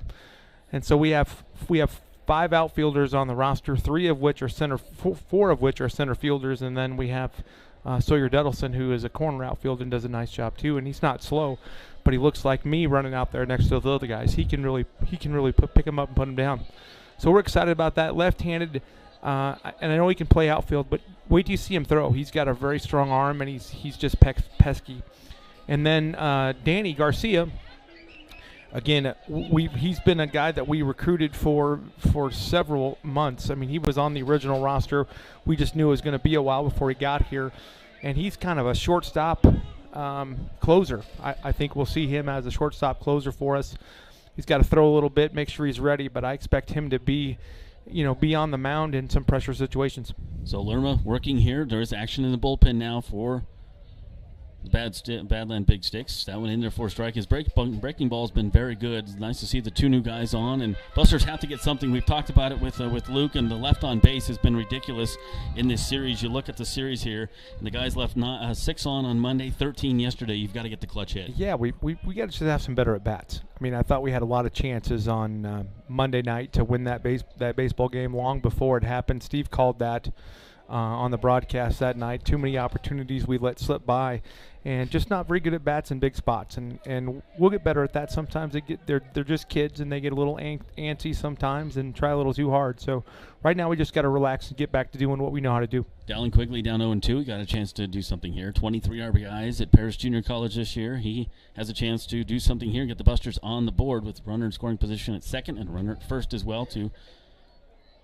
Good runners on base. His timeout called the last second.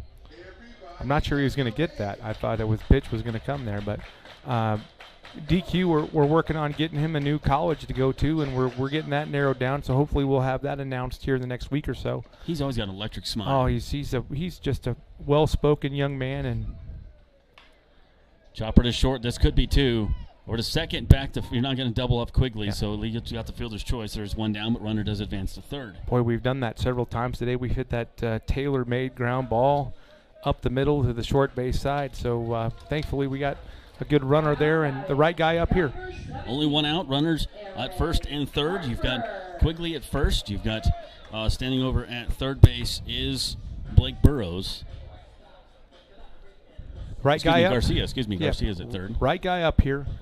Just a solid hitter and has a good approach up there. Has a good idea what teams are trying to do to him to get him out. And so I look forward to a good at bat here from Aaron.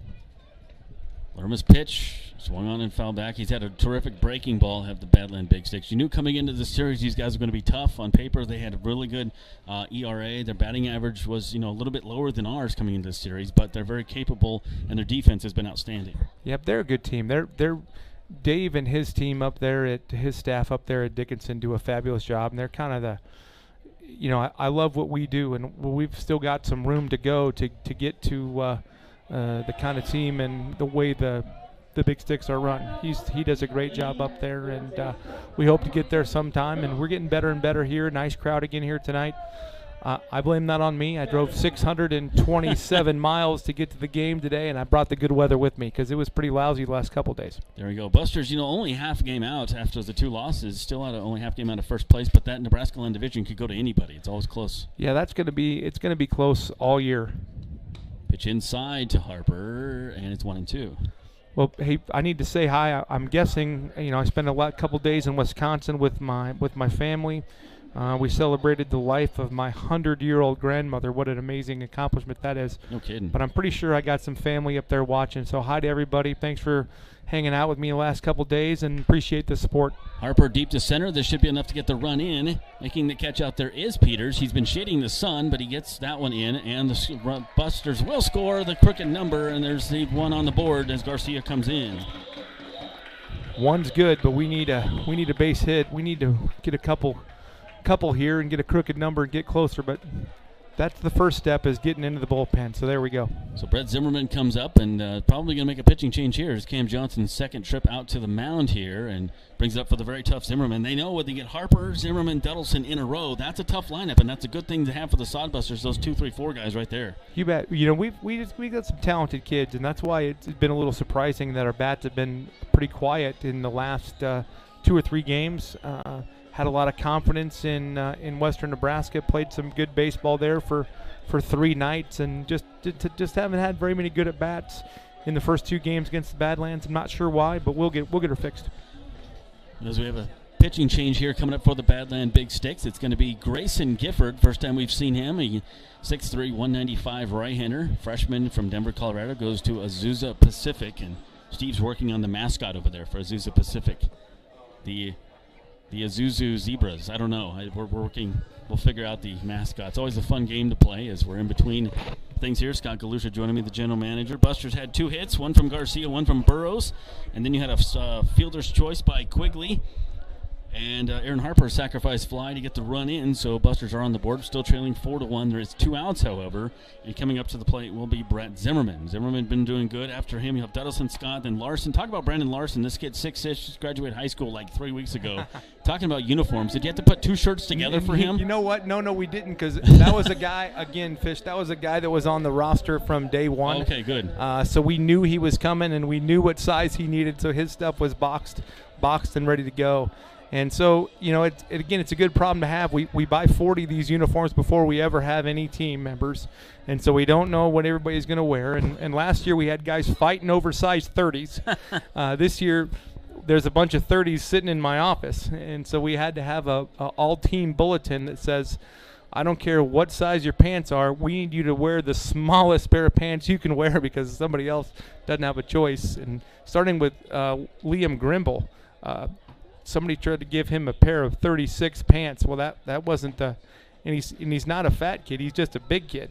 And so got him in the right pair of pants. But it's been a little bit of a challenge this year from uniform standpoint, but they look pretty good. All right, very good. Any other guys scheduled to line up to join the team soon? We've got another pitcher from Cal Poly Pomona that should be here in another day or so.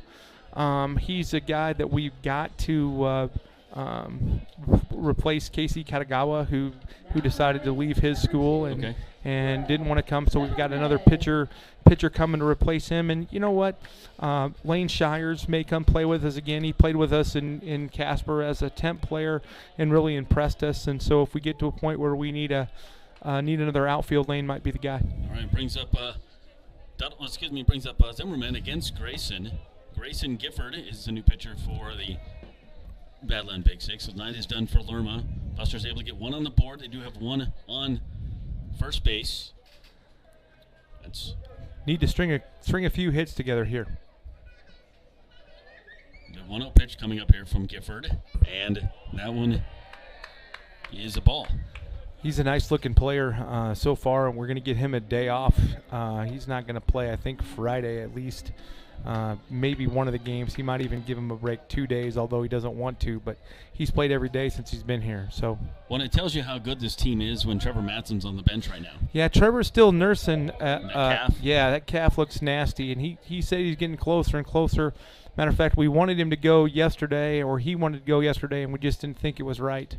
So we need to get Trevor going because he's the heart and soul of this group. He's our captain. He's the guy that I just have the utmost respect for. Such a wonderful young man, a great example as a student athlete. And we need to get him going because when he's going, we're all going. Dallin Quigley stands on first base, 2 outs, 4-1 our score. Grayson Gifford's pitch is inside to Brett Zimmerman. So now 3-1 here. Busters could use base runners. They've left a few on here in the game and could use some runs. Only down by 3. That's very doable as we're in the 5th inning. Josh Salmon talking to Scott Galusha, general manager and co-owner. Beautiful night for baseball, Scott. Oh, almost gorgeous. No wind. Gorgeous. A lot different than Monday. That one back up the middle, right to the second baseman who stand perfectly, and he can't get to the bag in time. Wow, the shortstop was standing there, and that was Dulick. Played perfectly. He's been standing in the right spot almost every batter tonight, but that time he can't beat out Quigley to get in the second base. Yeah, that was a great hustle by a lot of guys. Could have just given up on that play because it looked like it was going to be pretty easy with where that was taken care of, and so it was good. With all the speed, that's what speed does there for the Sodbusters, as that gets in there, and it was very close at second base, but this time the call going the Busters' way. And that brings up Sawyer Donaldson. So you like your chances here with 2 on. Sawyer Donaldson at the plate. Busters already have 1 in this inning. If we score another run, that's all number 4 because that was not a play that you probably needed to go. Let me say that again. Most guys aren't going to run that hard on a play that looked to be that easy, but his effort entirely caused that play. And so that's a big play by Dallin Quigley. That is a big play, and it could turn into an extra run here. It's 1-0 here to Sawyer Donaldson. Ball and a strike. Donaldson's been seeing the ball well, too. Several hits in western Nebraska. Couple good at-bats on Monday for sure, and hopefully he can stay hot. Got to talk to Donaldson before the game. Nice young man. Now, he's got a good mustache. Yeah. He's got the goose mustache from Top Gun. We talked about that. He does. Get through. Dulick backhands it. Cross the diamond. That's going to be a tough play. Yes. He has to pull him off the bag. Here comes Quigley all around to score. That's great base running right there by Dallin Quigley. Heads up. That run is all Dallin. Yep, that is all number 4. That is just effort, and not giving up on a play. So if you're watching that at home, kids, that's how you play baseball. When you're between the lines, you're going as hard as you can all the time, and that's just not a play everybody's going to make. So hats off to number 4 for getting us a run there. Yeah, they took their eyes off of him. They worried about the runner, and he just came all the way around. Dulick wasn't even looking at Quigley. So that brings up Scott. That's 2 runs in for the Busters here and 4 hits this inning. So things going good here for the Sodbusters. Only down by 2 right now, and Blake Scott comes out. He's got a struck out and flown out here. One of those guys that can be catcher, DH, first base. Nice guy to have on the team. Does a good job all around. Yep. We call him Chicklets. That's Chicklets. Okay, yep, I couldn't figure out Chicklets was. All right. Well, he looks like a hockey player. He does. He took a bat to the mouth and lost the front teeth, and he has replacements, but he doesn't wear them all the time, so that's why he's got kind of one tooth hanging there. Looks like a hockey player. Tough kid, nice kid. We just got to get him to stay through the ball. Right now he's a little pull happy. that's what we're working on with him and BP. 1-1 pitch from Grayson Guilford there. Guilford on in relief of Lerma, who was pitching a pretty good game. Got in a little bit of trouble. They yanked him, and Guilford having a hard time here against the Sodbusters. Grayson Guilford, 6'3", 195, tall, lanky guy here for the Badland Big Sticks from Denver, Colorado. Goes to Azusa Pacific, and that went up high. Good, yeah. So, well, we're gonna play. We're gonna make up a game in North Platte, but I'm not. That happened when I was gone. So Chuck and I have a meeting at 9 a.m. So that'll be on our website and our social media tomorrow. How that update is, but I believe we're gonna make up. We're gonna finish the game we started, and then there's a makeup game that we're gonna play there as well, and make some schedule announcements. So Two balls, a two little bit of strikes. schedule changes. So there, Busters will have 4 days off after today, Scott. That's a nice thing for a pitching staff to have 4 days off before coming to see Fremont for the first time. We don't want to have 4 days off. It just that's just kind of how it worked out, unfortunately. And even Duncan Field, which just makes me sick to my stomach, is open this weekend, and it's just sad that neither one of us happen to be home. And we're working on that. And sometimes you have to be, well, you always have to be fluid in summer baseball, but we're trying to make some adjustments. And so for those of you that are listening, check out our social media tomorrow. We'll make those schedule updates and changes with a few things in terms of makeups and just adjustments to the schedule. 2 balls, 2 strikes, 2 outs, 2 runs in for the Busters, 2 runners on. Deuces are wild, and that one hits Scott. Ouch. That thing bounced to the dugout, and he is going to take first base. He's a catcher. He's tough. He's tougher than nails. He needs chiclets. Come on. Yeah, that's right. We call him. His mom loved that, by the way. When I didn't even. I've never met her before, and she said, "Are you the one that called him chiclets from a distance?" And I said, "Yep." And she loved it. She thinks it's pretty funny. So, all right, there we go. Again, that's part of the. Everybody thinks of us as a baseball team, and we're just a big family. And you get to know all these kids and get to know their parents is really a neat opportunity for me and our staff. Brandon Larson comes in. We go to UC San Diego. First pitch misses low to him. Good opportunity for this young man right out of high school to come and experience college baseball. Yeah, one of my acquaintances from the University of Nebraska is a coach out there. Matt Harvey's his name, and they're really high on Brandon. Pitch coming up here from Grayson Gifford, who's been on relief and having a hard time fishing off the Busters. They have bases loaded, 2 runs in here for Hastings. They trail 4-2, and that one's low as well. 2 balls, no strikes. Perfect. And again, all this started by some extra effort by Dallin Quigley. Let's not forget that, because this inning, for all intensive purposes, should have been over in 9 times out of 10. That inning's over pretty easy, even when he bobbled it. But his effort has made this a big inning. Here's the 2-0 from Gifford. Pitch on the way is inside, 3-0. You have Zimmerman, Duddleson, and Scott as your base runners. I didn't see the take sign, but that better be the take sign, or me and Chris are going to have a conversation. Take it, 3-0. This guy's having a hard time finding the plate. You definitely want to take it. Crowd very lively tonight. Great crowd here tonight. Some little leaguers. Perfect chance for you guys to come out and see the Busters on Monday as Fremont comes to town. And ball 4. Must have been low. I don't think that's low to anybody. That's not low to me, you, or Steve, but it's low to Brandon. So that's at his shins. Yeah, exactly. And you and I, it's at our thighs. Yeah, that's right. So Walker run in there for the Busters. Either way, we'll take it. That's 3 runs for the Busters here in this inning. It's got some great games coming up. It seems weird to be almost to the end of June and we haven't seen Fremont yet. Yeah. Isn't that weird? I talked to Chad on the phone a couple of times today because this does feel a little weird that we're not playing each other all the time, but that's just kind of how the way the schedule works. And, of course, we were supposed to start with them and had rain. And this first time in my 3 years we've had some issues with the weather, but we'll see them plenty. And they're a good team just like always. And we're excited that we're going to battle for this, and so we're excited to see them Monday. 9th man of the inning comes to the plate. That's Fred Bond. Bases loaded for the Busters. Only down by 1. Don't go anywhere. Busters come on, Fred. Battling back. 3 runs this inning. And that one in there, so no, it misses. Excuse me. Gifford having a hard time finding his strike zone. 5 balls in a row. Yeah, Fred and I had a nice visit today when I got here. He's been pressing, trying a little too hard, a little bit late all the time, just because he's not making up his mind. So we talked a little bit about picking a location and looking for a location and then relaxing a little bit. So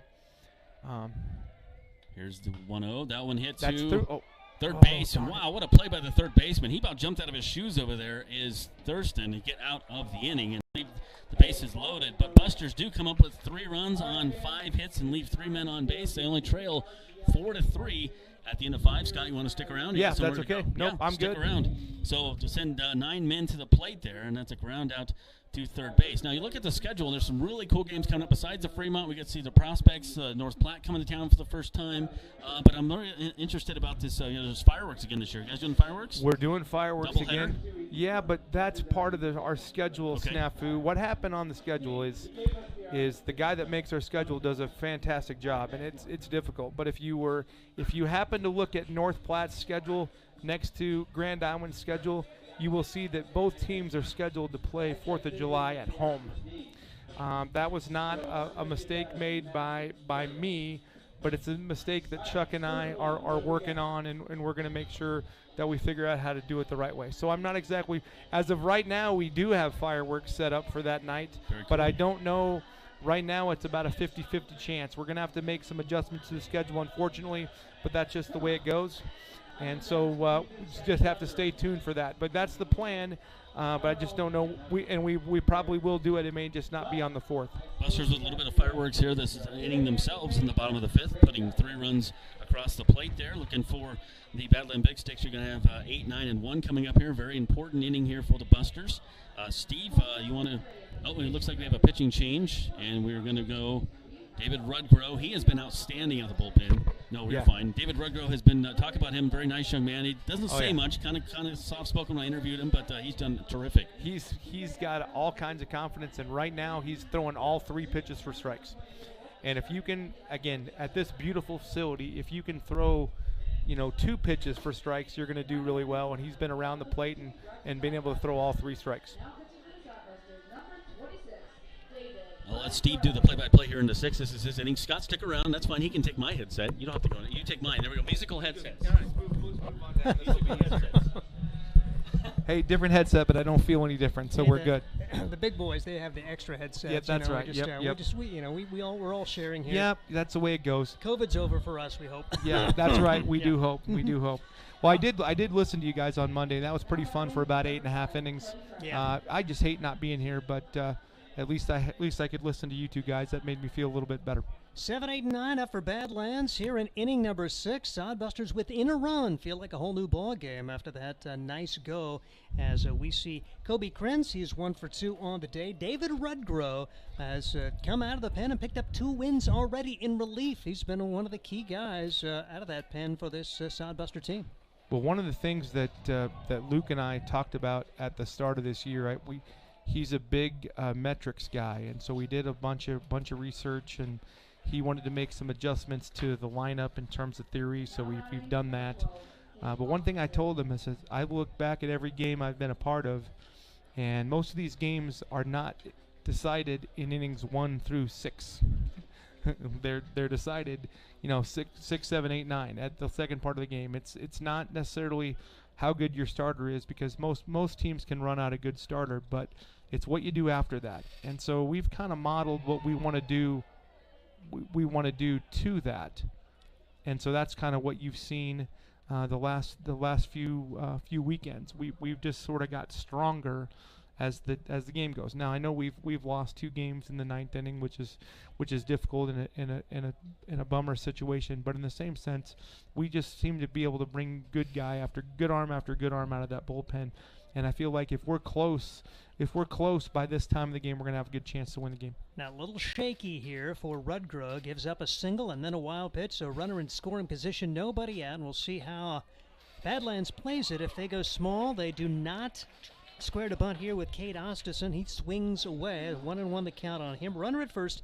Badlands leads at 4-3. Really important for the Sodbusters to put up a 0 to keep the momentum on their side. Rudgrow's been outstanding, 2-0, an ERA of 1.28 this year. Pitch is just missing outside. 2 balls and a strike on the batter. And Rudgrow making his 5th appearance already. 7 innings thrown, allowing just the 2 runs, just 1 of those earned on 2 hits. He struck out 7, has walked 5 in his outing so far. Yeah, that's the first thing he told me the other day when we talked is I've walked too many guys. So you love a guy that's being that successful out of the bullpen. He understands the one thing that he's not doing great. He pointed that out real quick, but he's a really good man. He's working very hard in the bullpen, trying to get a little bit more consistent with our release point and a little bit of our mechanics, and he's doing a good job. One of the Hope International Royals on the Hastings Sodbuster roster for the summer. A couple of those guys making their way to Nebraska. Pitch foul back, 3-2. Yeah, that's another school that we've been able to we've kind of fostered a relationship with. They seem very happy with us thus far, and we're expecting, or we're hoping, we think we're going to get a couple gets from them next summer as well. So that's nice. It really makes the whole roster thing better when you got some schools you can count on. Pitch is lined foul, almost extra bases there, and we've had a couple of things go against us. So nice to see it. Nice to see one of those go foul. Steve, I was right. I mean, I was right over here. You know, and I know we're on radio, so you can't see me, but I'm literally watching the game, looking right down the first base line, and so I thought that was a missed call, and I happened to be over in the first base stairway watching the other one, and I thought that ball was a foot or so wide. But I think he told me that he thought it caught the corner of the bag, which I guess could have been theoretically possible. I surely didn't think it was fair or overly close, but unfortunately that went against us. 3-2 pitch misses here, however, and so first and second, nobody out. Number 9 hitter, see if Quade Peters is up there bunting. He's a pretty good bunter. He already bunted for a hit in this game, so big spot here after the Sodbusters score 3 in the 5th.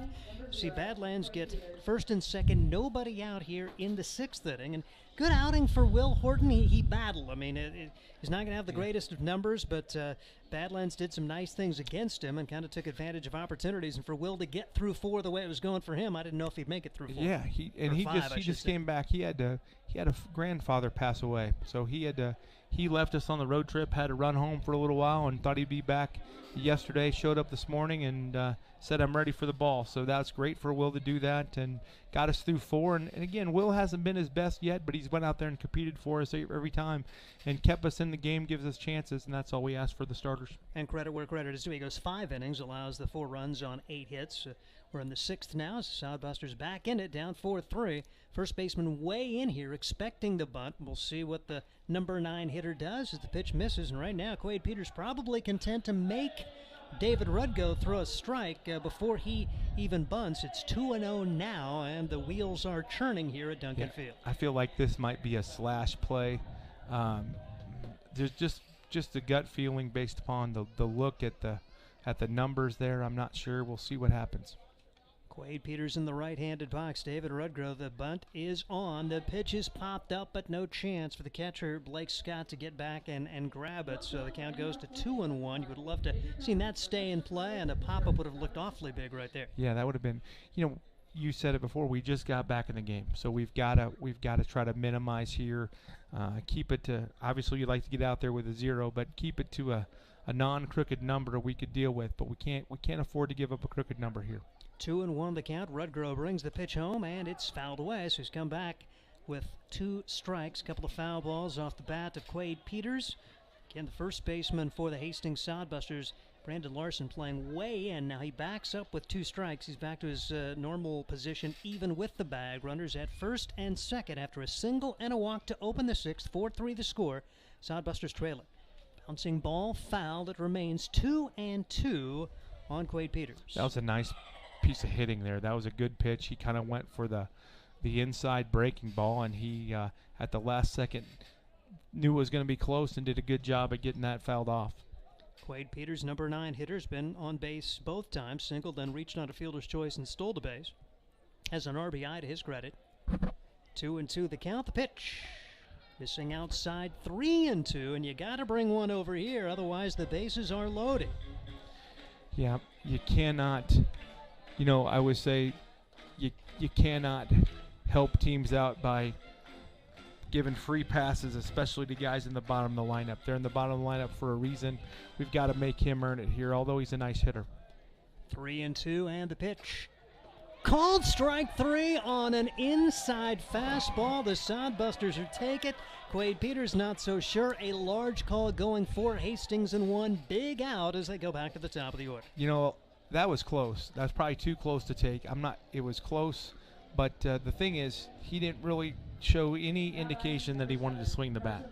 And when you do that, sometimes the umpires say, man, if you're just trying to beg for a walk, I'm going to run you. And so that's what happened there. Top of the order coming up, and the Sodbusters certainly aren't out of jeopardy here with a guy like Carson Lundmark, who's had an outstanding series. He has been deadly against Hastings pitching and hitting. There it bounces is. this one to the second baseman, though. Second to Beautiful, short beautiful. to first. Yes, double sir. play, and the Sodbusters are out of the inning. A 4-6-3 twin killing. Danny Garcia to Aaron Harper to Brandon Larson, and nothing happening for Badlands after they had first and second and nobody out. Kind of saw Badlands do that to Hastings here the first 5 innings, and the turn of the table here, Scott. Exactly. Hey, that's the advantage. We got 3 shortstops out there right now, and that was just tailor-made. And again, you got to make those plays, and they did, and that was a big time to do it after we got back in the game. So, hey, hi to all my family who's watching. I'm sure my mom and dad are watching. Long day today on the road, but it was great to be with family yesterday, but I sure feel comfortable back in my favorite place to be.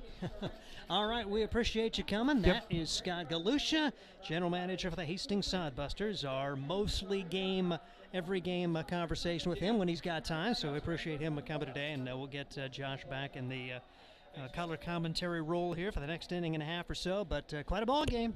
It's Badlands 4, Hastings 3 as we head to the bottom of the 6th. Sodbusters are going to try to get back to it as they will be back at bats with their 8, 9, and 1 hitters, Garcia, Burrows, and Quigley. And again, keep in mind, we've been talking about the fact the Sodbusters are going to have off until Monday. It's sounding more and more like there will be some sort of game Friday at North Platte.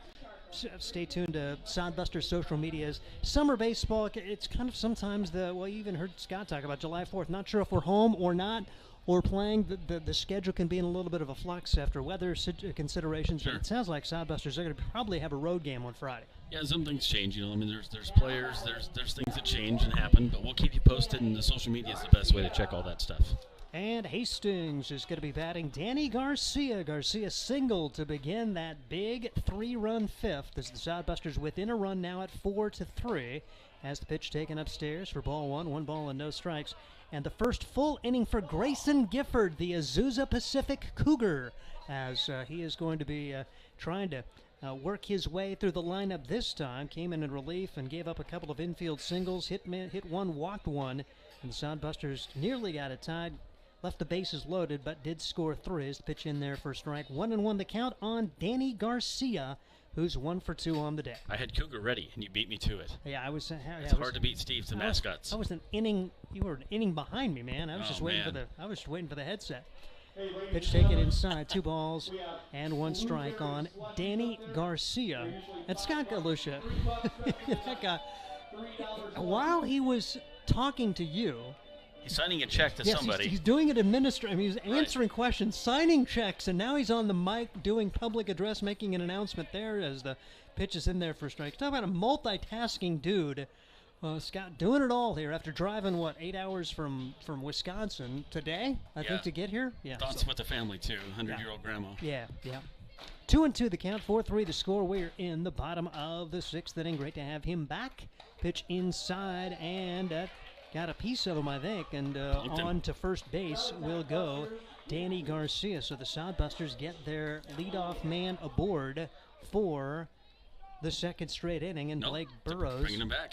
Okay, I think he thought he walked. Okay, and because I thought that's just ball 3, isn't it? So he took off for first. I thought it must have nicked him. So yeah, so did I. 3-2 count.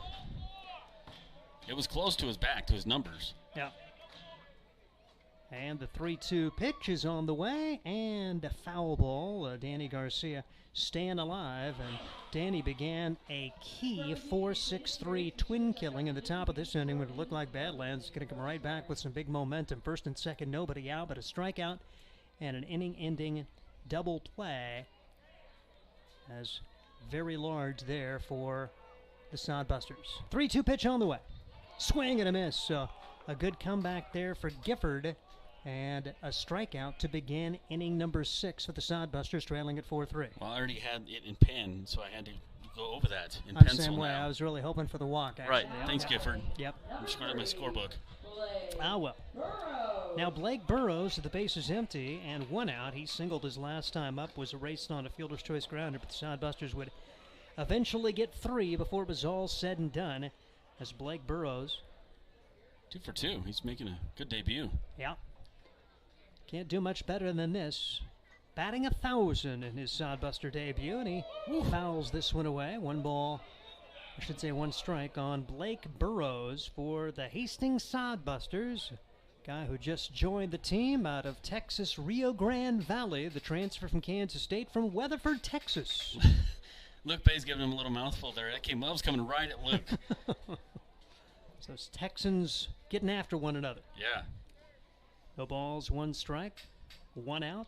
Sodbusters down 4-3, bottom of the 6th. Much better chances now as this one skied high in the air to right field, but right there is Austin Bunn, and there are 2 outs in the inning, and you feel much better in the latter innings after putting 3 on the board after they were down 4-0 heading into the bottom of the 5th. That was a huge 5th inning, and that was big. You need to come back and get a couple more, though, because we know what Badlands can do, and we know what the late innings have done for the Sodbusters in the last couple games. Dallin Quigley has been on base twice. He is officially 0 for 2. Reached on a fielder's choice his last time up and had one of the key plays of the inning, ended up scoring a run.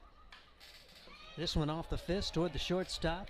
Charging, throwing, nice play. Tell you what, Cooper Dulick's been pretty good. He guns down this fast Dallin Quigley, and the Sodbusters are gone in order here in inning number 6. No runs on no hits. We head to the 7th. It's Badlands 4, Hastings 3. This is Sodbuster Baseball. The Adams County Visitors Bureau is the perfect place to start your Hastings experience. Hastings is the birthplace of Kool-Aid. See the Kool-Aid exhibit at the Hastings Museum along with many other exhibits and a planetarium. Enjoy the historic housing district, strolling through downtown parks, and beautiful shops. Whether you're visiting or you live here, the Adams County Visitors Bureau will help you find what you're looking for, from places to eat, things to do and see, to places to stay. Ask the Adams County Visitors Bureau at visithastingsnebraska.com.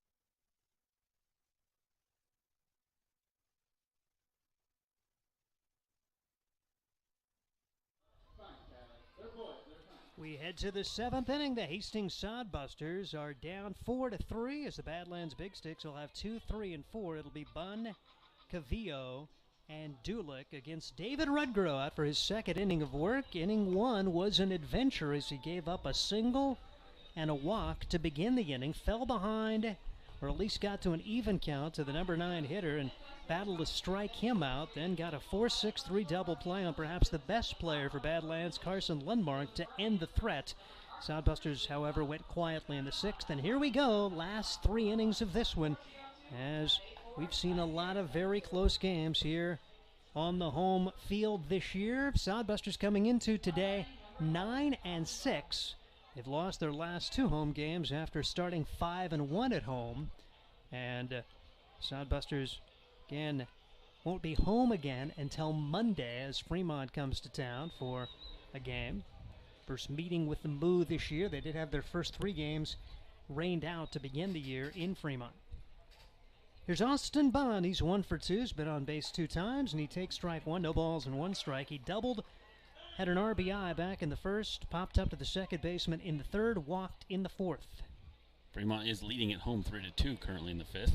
It's a mess at the top of the Nebraska Land Division as the pitch is in there for a strike. 2 strikes on Bunn as Western Nebraska, North Platte 11-7, Hastings 9-6, Fremont 8-7. Nebraska, the prospects are 4-6. So 4 teams within a game and a half of one another in that division. Pitch popped foul and out of play. It's still no balls and 2 strikes. Blake Scott gave it a look. No chance for him. Brandon Larson playing first base. Danny Garcia at 2nd. Brett Zimmerman at 3rd. Aaron Harper the shortstop. It's Dallin Quigley, Blake Burrows, and Sawyer Donaldson the outfield left to right. 4-3 the score. Sodbusters trail it. Pitched low into the dirt. And 1-2 the count on Austin Bunn. hits in each of the 3 games in the series. 1 for 3, 1 for 5, and today he is 1 for 2. David Redgrove brings the pitch home. Just misses. Sodbusters thought it was there, not called for the Hope International Royal, who, now that team had an outstanding spring. 2-2 the count now on Austin Bunn as David Redgrove brings the pitch home.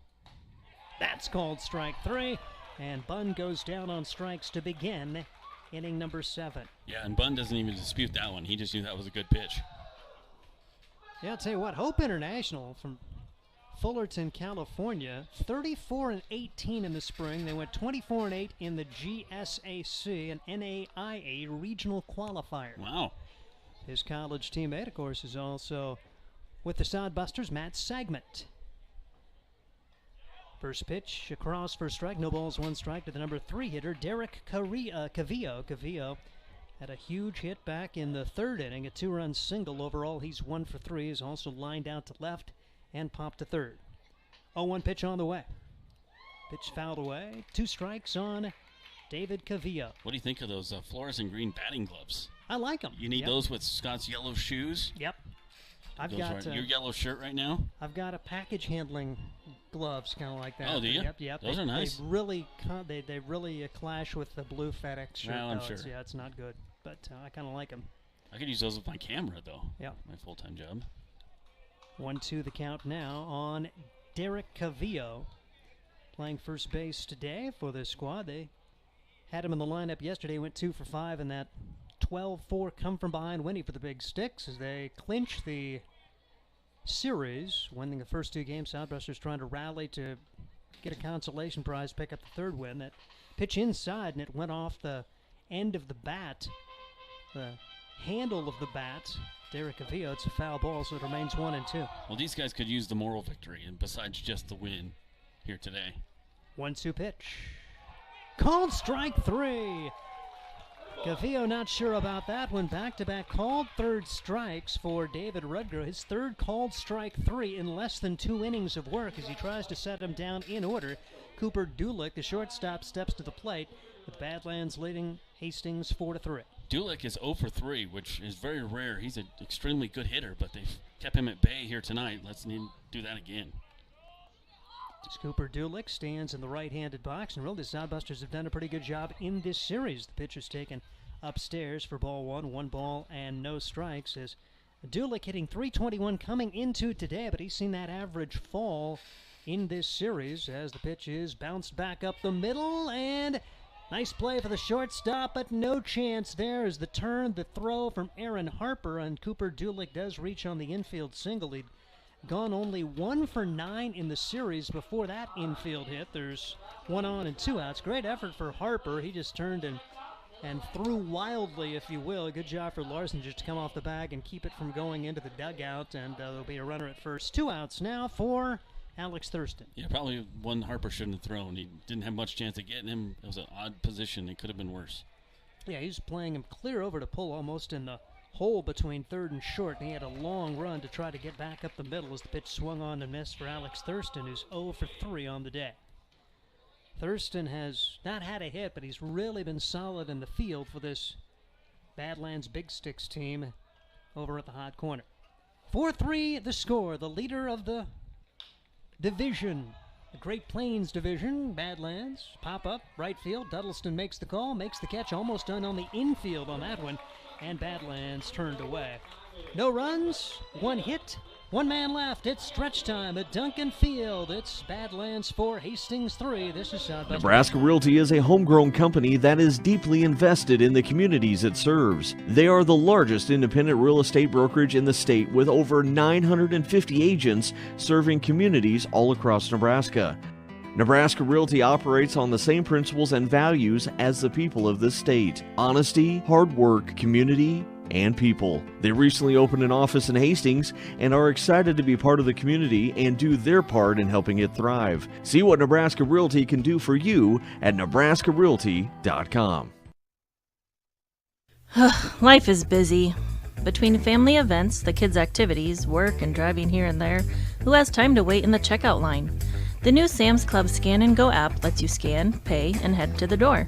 Or try curbside pickup. Just shop, park, and let them load it into your car. Curbside pickup for Plus members starts at 7 a.m. Monday through Saturday. Get all the products you love at the prices you expect from Sam's Club and skip the lines. Sam's Club, making busy lives less stressful. Head to the bottom half. Head to the bottom half of the 7th inning. Hastings Sodbusters trail it by a score 4-3, 2, 3, and 4 coming up against Grayson Gifford. Gifford has worked an inning and a third, allowed 1 run on 2 hits. He struck out 1, he's walked 1, he's hit 1. 31 pitches thrown for him as Gifford trying to keep it going here for Badlands from a pitching standpoint in place of Lerma, the starting pitcher, who worked 4 2/3 innings, didn't complete the 5 innings, so Gifford, it's his game to win with his team on top 4-3. Meanwhile, David Redgrove trying to earn his 3rd win in relief this year if the Sodbusters can rally. Yeah, he keeps sweeping in. He's doing it all in the bullpen. That's fine. We'll take wins however we get them. Aaron Harper up there now for the Sodbusters. Had a key at bat his last time up. A fly ball to center field which scored a run. A sacrifice fly. Overall 1 for 2 with that RBI. Today was also caught stealing. Count no balls and 1 strike on Aaron Harper. Harper had a rare day off. I think it was first day off, although he did come in as a pinch runner yesterday. It was not in the lineup. Since joining the Sodbusters, he has been a regular, and hard to get him out of there with the production he has had in that 2 spot in the batting order, and had an infield single back in inning number 1. 1-1 the count on Aaron Harper as Gifford working out of the stretch, whether there's runners on or not. You see a lot of relief pitchers do that this day and age. Doesn't go with the wind. Pitch called, a ball. Not sure if Badlands agrees with that. I thought it should have been a called strike. 2-1 the count. As Harper stands in there, Sodbusters need a runner to get that tying run on here in inning number 7. Pitch is inside. Now 3-1 on Aaron Harper. Had 2 hits in the series opener, a game which Hastings felt like it should have won. Led 2-0 going into the bottom of the 9th, and now little chatter coming from the Badlands dugout about the strike zone, and the home plate umpire not too pleased about that as he took his mask off and said something to the Badlands folk. On the first base side. Here's the pitch, and it's fouled away. Aaron Harper trying to get on here for the Hastings Sodbusters, the Northern Illinois Husky, the kinesiology major. Out of Hemet, California, played 2 years at San Jacinto Junior College in Texas, and had a pretty solid spring for Northern Illinois. 272, 23 RBIs, played in 50 games, so he came in mid-season form and hit the ground running. 2-2 pitch. Bounced it foul as Harper hanging in there with 2 strikes on him. You had a chance to talk to him yet? I have not. Yeah, he's just one of those guys, and he just comes out and says, "Hi, how's it going?" No matter who I'm down there to talk to, he's a very nice young man. And again, Scott Galusha recruiting citizens first, and that's night that you got a lot of great kids. Yeah. A bonus, pretty good baseball players too this summer. Pitch is missing for ball 4. Quite a battle won by Aaron Harper, so the Sodbusters do get their leadoff man aboard here in inning number 7, trailing at 4-3. And we'll see what they can get done with Zimmerman, Duddleston, and Blake Scott. It's the 8th walk of the season for Aaron Harper. Brett Zimmerman, 1 for 3, an infield single his last time up. He would come around and score the 3rd run of the game. The only runs of the contest for Hastings coming in that 5th inning. They trail at 4-3. Pitches on the outside corner for strike 1. No balls, 1 strike. Grayson Gifford, right-hander, working here. Saw Badlands get a run in the 1st, 2 in the 3rd, 1 in the 4th. Sodbusters all of their damage in the 5th. No scoring since that time. Throw over to first and back in safely is Harper, who is a threat to steal here, although he was caught stealing earlier. Keep in mind it's a different catcher.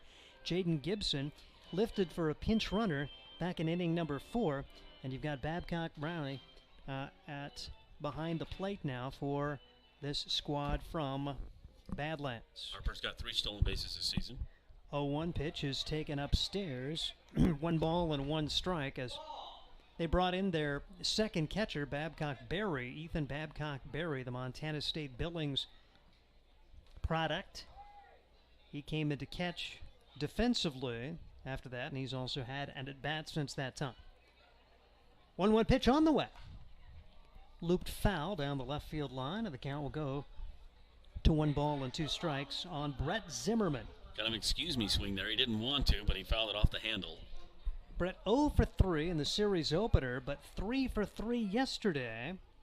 And with his 1 for 3 performance today, 4 for 9 against the Badlands Big Sticks. Good opportunity to see this franchise come to town. These two teams did not play at all last year. It's a long old trip. You got to work to get to Dickinson, North Dakota from Hastings, Nebraska. And so good to see Badlands make the trek. They had a chance to play Fremont 3 games, and now here in Hastings. Pitch is fouled away.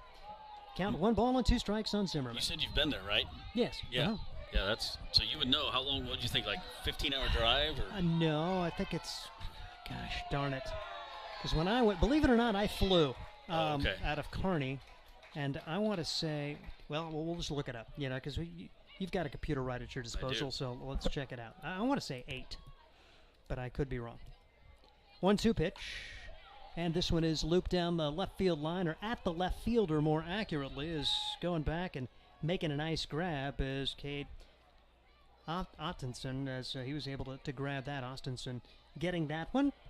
10 hours and 2 minutes. 10 hours, 2 minutes. Okay. 616 miles. And you throw on a couple extra hours to Fremont, so they had about, 11, 12 hours to get to Fremont, and then a little short jaunt here. Sawyer Donaldson to the plate now. He's been on base all 3 times. He tries to keep it going. The tying run is at first base, and now 1 out. The pitch taken for a ball. 1 ball and no strikes. Donaldson with a walk back in the second. He singled in the 4th, an infield single and an RBI in the 5th. Sodbusters trail it 4-3. 4 runs. Now 10 hits for Badlands.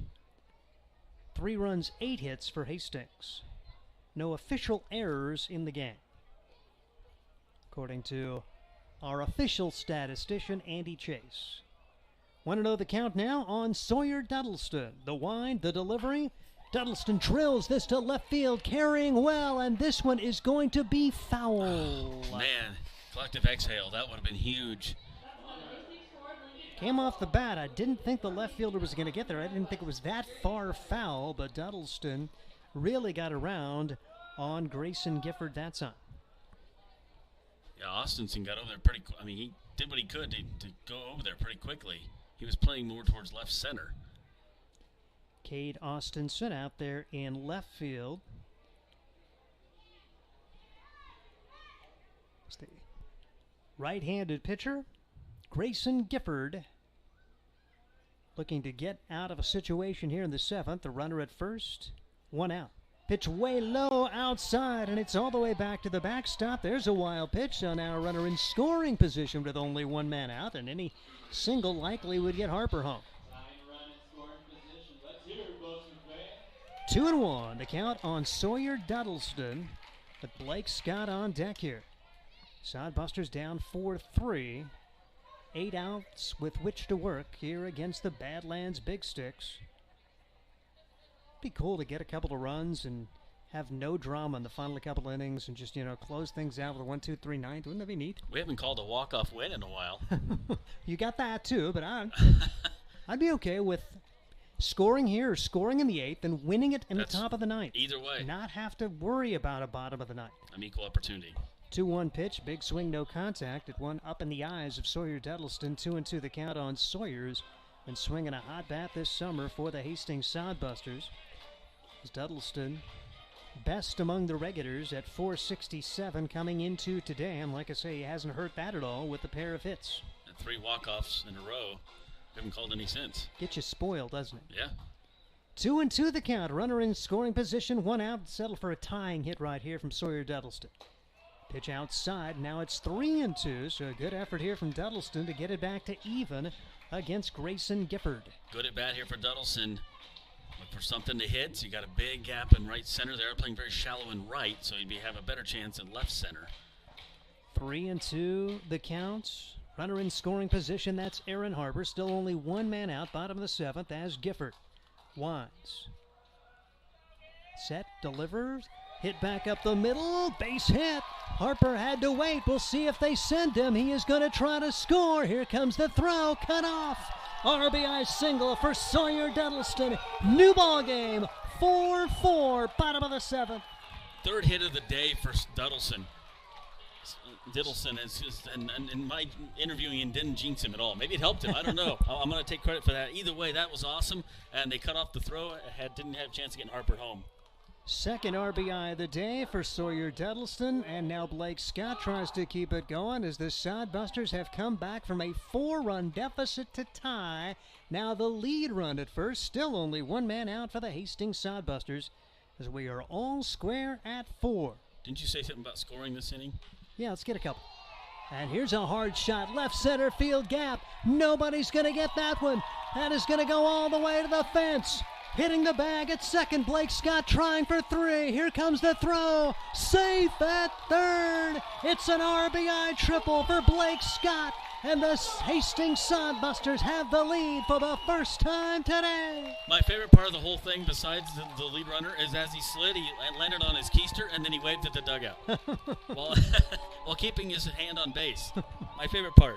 So Blake Scott sends one to the 4:05 mark in left field, and Hastings has grabbed the lead, and now you'd love to get greedy and get a little insurance. Runner at third, less than 2 outs, put the ball in play.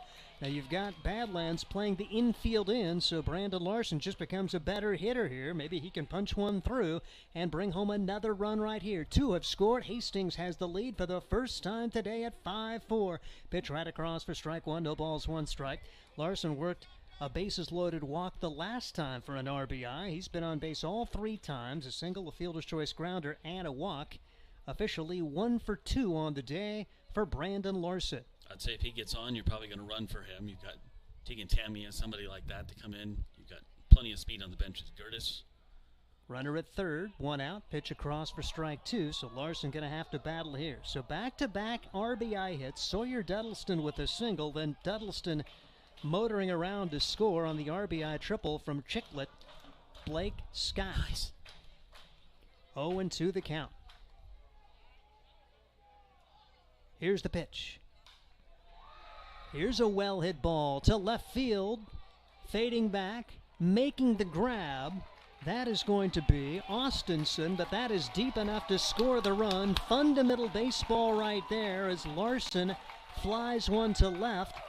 And runner at third, less than 2 outs. The Sodbusters get it home. 3 runs have scored in the inning, and Hastings has a 2-run lead now as they've turned this game around. And now they'll try to keep it going with a pinch hitter coming up. Trevor Mattson. We will get our first look at Trevor Mattson for the Hastings Sodbusters as he will bat for Fred Bond in the DH position. Nice to have Mattson in there where he doesn't have to go in and play in the field, still messing with that dinged calf muscle, but he can just swing the bat and not worry about have to play in the field. Yeah, there's some options at first base. Catcher, too. He came in to hit for catcher. He's in for the DH, Fred Bond. Oh, I'm sorry, yeah. So, he can just stay in and do that. Yep. Big swing, no contact. No balls, 1 strike on Trevor Mattson as Bond ends his day 0 for 3 for the Hastings Sodbusters. 6-4 the score. The Sodbusters with 3 in this inning after scoring 3 runs back in the 5th. Pitch fouled back, no balls, 2 strikes on Trevor Mattson. A walk to the leadoff man, Aaron Harper, then a line out to left. RBI single, RBI triple, and sac fly. So 3 straight guys providing RBIs here in this key 7th inning. And now Trevor Mattson is going to go up the line to talk to his field coach, if you will, the third base coach for the Hastings Sodbusters, Chris Ceballos. Yeah, Ceballos and Luke Bay work really good together. They know what each other's strengths are, and they appreciate that. So Luke sometimes has Chris do the lineup. Sometimes, he lets him make the base running calls, but then Luke handles a lot of the pitching stuff, or a lot of times your assistant coach will handle the pitching. He likes to do it himself as a former pitcher. So they work very well in tandem together. A good symbiotic relationship, and you see a lot of those in this Hastings Sodbuster organization. 6-4 the score. Sodbusters on top. The pitch. called strike 3. It was a Dandy Matson. Knew it. Gifford gets the strikeout, but the Sodbusters turn the table as they score 3 runs on 2 hits. Nobody left. We head to the 8th. Josh Salmon trying to bring it home when we come back. 6-4. Actually, we'll just keep it right here as the Hastings Sodbusters do have a 6-4 lead. So again, 3 runs on the board, 2 hits, nobody left. So now for the game, the Sodbusters have 6 runs on 10 hits. Let's take a look at the Independence League scoreboard. Gem City Bison hosting Casper Horsepeds. They're tied at 6 runs apiece in the 6th inning. If you're superstitious, that's triple sixes. It's top of the 6th in Fremont. They lead 5-2 against North Platte. And, of course, our score is 6-4. Big inning there for Hastings. They needed to come back. Again, a 2-run lead still isn't safe enough for the Badland Big Sticks, but nonetheless, and we do have a new pitcher. Rand Sanders is going to come in for the Hastings Sodbusters. So we saw Rands make his debut a couple of games ago, and that was the really disappointing contest that Hastings saw the 2-0 lead slip away. So Rands is going to get the opportunity. He did what he could to minimize the damage, made some really good pitches in his debut. He allowed no runs on 2 hits. One of those was an infield single on a bunt. He threw it really well, but just was a victim of a little bad luck. There's base runners on there when he came in, so he didn't give up any runs officially, and the Sodbusters would lose that game by a score of 3-2. But could see Rands in perhaps for a 2-inning save opportunity here to try to win it for David Rudgrove. Rudgrove trying to steal himself another win in relief. David would be the winning pitcher now if Hastings can hold on these final 2 innings. I tease, but David Rudgrove kind of like the wind vulture. He just kind of circles the ballpark, waiting to swoop in. If you're in fantasy league, you love having David Rudgrove as your relief pitcher because he's going to get some wins every time he comes in. Swoops in and gets it. Love to see you guys out here on Monday as the Busters take on Fremont. First time we've seen the Moo this year, and welcome them to town on Monday. And then we'll play them again in the week. That's my schedule here, but they're going to have an off day Tuesday and then host them 2 more times on Wednesday and Thursday before the Nebraska Prospects come in Friday, Saturday, and Sunday. Right now there's a pending game on Friday, but as far as we know, that would be on the road at North Platte. But the next home game would be Monday with the Fremont Moo coming in. So Rand Sanders trying to shut him down as he is going to be battling the 6, 7, and 8 hitters. Babcock Berry, the backup catcher, in there for his second at bat. All right, Busters now have the 6-4 lead. This is a good feeling. Rand Sanders hoping to come out and maybe redeem himself from the other night when he inherited some runners. Again, he didn't get the loss, but didn't do the job he wanted to after I talked to him after the game. Good to see him back. He was only pitched in about 8 games last year for Hastings and just kind of had nursed an injury. Had a terrific year at University of Nebraska Omaha this year, and so he's a guy you want out of your bullpen 9 times out of 10. Yeah, he was great at Cloud County, and so Omaha came calling, and really cool to see the job he did. Second team all-conference in the Jayhawk West. That junior college conference down in Kansas is outstanding, and Cloud County had a great year, and Rand Sanders part of the reason for that. 2-0 pitch coming up here to Babcock Berry. Swung on and missed. Couldn't get anything going on that one. 2-1. Busters love to get a win after losing the first 2. They were only half game back in the standings, as we mentioned. That's going to be anybody's ball game in this division. It's going to be a fun one. Keep your seatbelt on here this season. Plenty of baseball left. The 2-1 offering is down low and inside. It goes to 3-1.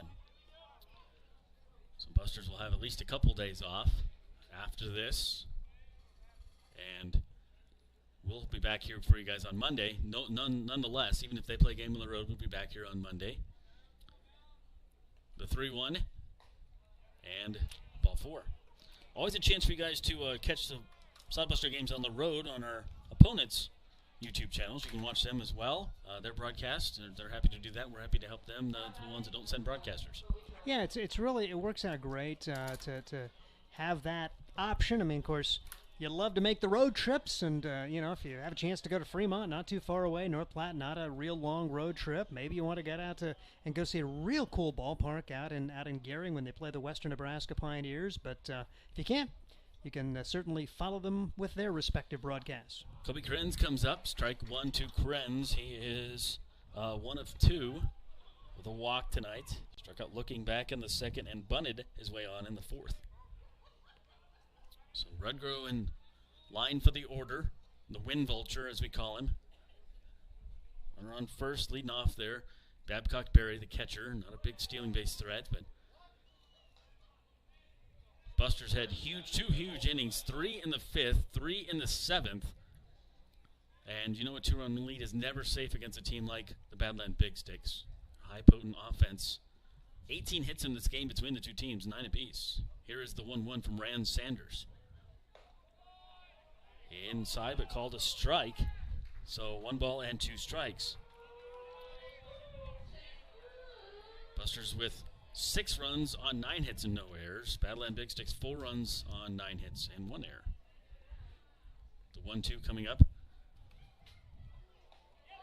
Rand Sanders, strike 3, rings him up. Kobe Krins is frozen in his tracks. 1 down.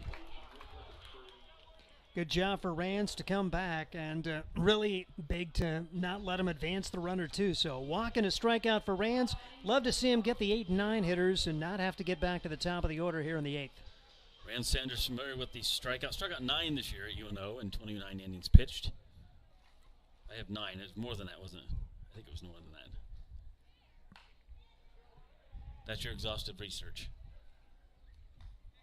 Cloud County, I'm sorry. He's going to go to UNO. My fault. 0-1 pitch here. Got ahead of myself. Well, they have him on UNO as a schedule, so right. Yep. He is signed with UNO, but he had really good year at for the Thunderbirds. Follow my own media guide I made. The 0-1 runner on first, swung on and missed on the off-speed pitch. Good breaking ball there, and down 0-2 is Austinson. Kate Austinson is up here. Austinson, the left fielder. We've seen him in all 3 games. No balls, 2 strikes. Runner off first is Babcock Berry, and that one just misses outside. They were trying to go outside, maybe a little bit too far out there. Set up by Blake Scott. Great spot there for the right-handed pitcher Rand Sanders, trying to make Austinson chase it, and that was a really good waste pitch. If it gets it called, great. If not, come back on your 1 and 2. 1 ball, 2 strikes. Here comes the pitch from Rand Sanders from Grand Island. Those of you not familiar with Nebraska, it's about 30 miles down the road. That one fouled back. Do the 1-2 again. So one of the regulars, or one of the locals, as you would say, semi-local here. The only guy from Grand Island on the team. A lot of Hastings guys return back here. All of them pitchers. 1 ball, 2 strikes. Coming up, 1 out. Busters leading 6-4. And that one on the outside corner, strike 3, frozen. 2 strikeouts, 2 consecutive batters for Rand Sanders. Have a seat, Kate Astinson. Great job for Rand Sanders. We'll see if he can close the door on Quade Peters, the solid hitting number 9 hitter for the Badlands Big Sticks. The Sodbusters turning the tables, trailing a 1.4-0, now leading at 6-4, and just 4 outs to get. Quade Peters comes up. He is one of 3 officially with a run scored, an RBI. Strikeout, strike 1. So Sanders gave up the leadoff walk, but has struck out the next 2 batters. You'd love to see a 1-2-3 inning here for the Busters after scoring 3 runs. Get back up in the bottom of the 8th. Put a couple more on the board here. Runner on first is Babcock Berry. He was the one that walked. That's a little chopper going to go foul, and down the count is 0-2. Rand's going right after him here. He says, here it is, try to hit it, and they're having a hard time with it. He's got a really good fastball. He's not very tall, but his delivery point is terrific, and it's hard to see it out of his hands. He's got a quick delivery. Rand Sanders only about 5'10", 185. Went to Northwest High School in Grand Island, played for the senior high baseball team. Here's the 0-2, and the breaking ball stays up just a little bit, just barely missed. 1-2. Rands, I think, wanted that one. 1-2, 2 outs. Runner on. Busters up by 2, 6-4 here in the 8th. Righty versus righty. Sanders set and delivers. Strike 3 called. He struck out all 3 batters looking, and Badland Big Sticks go back with their tail between their knees back to the dugout here in the 8th inning. What a great inning for Rand Sanders. That's a terrific inning, and Busters will come back up here in the bottom of the 8th. And Looking ahead to the bottom of the 8th, it'll be Garcia, Burrows, and Quigley once again due up for Hastings here in the 8th. It is not a happy head coach of the Badlands Big Sticks who is really questioning the zone here. Be interesting to see what Badlands does. They had action in the pen behind their reliever, but Grayson Gifford is going to come out to begin the 8th anyway. Now Grayson, through his first 2 and a third innings, is throwing 57 pitches, allowing 4 runs, and the Sodbusters able to get to him for a run in relief back in the 5th, and they scored all 3 runs against him in the 7th on 2 hits. The RBI single from Sawyer Donaldson, the RBI triple from Blake Scott, and the RBI sac fly from Brandon Larson that turned this game around from a 4-3 deficit to a 6-4 lead as the Hastings Sodbusters would love some insurance here because, oh my goodness, if you're just new to Hastings Sodbuster baseball, the 9th inning has been politely awful for Hastings. The Sodbusters have given up 6, they've given up 3. I mean, it has been anything but a clean 9th inning this year. So if you think, 6-4, this baby's over, you just almost cringe to see what could potentially happen. You like your chances, but you take nothing for granted after the 9th innings we've witnessed so far here on the home field. Gave up 6 in the 9th last night. Let's get 6 this inning. How about that? Yep. Spearfish up 1-0 at Canyon County Spuds. That one in the top of the 4th. Fremont at home hosting North Platte Plainsmen, 5-2 Fremont leading.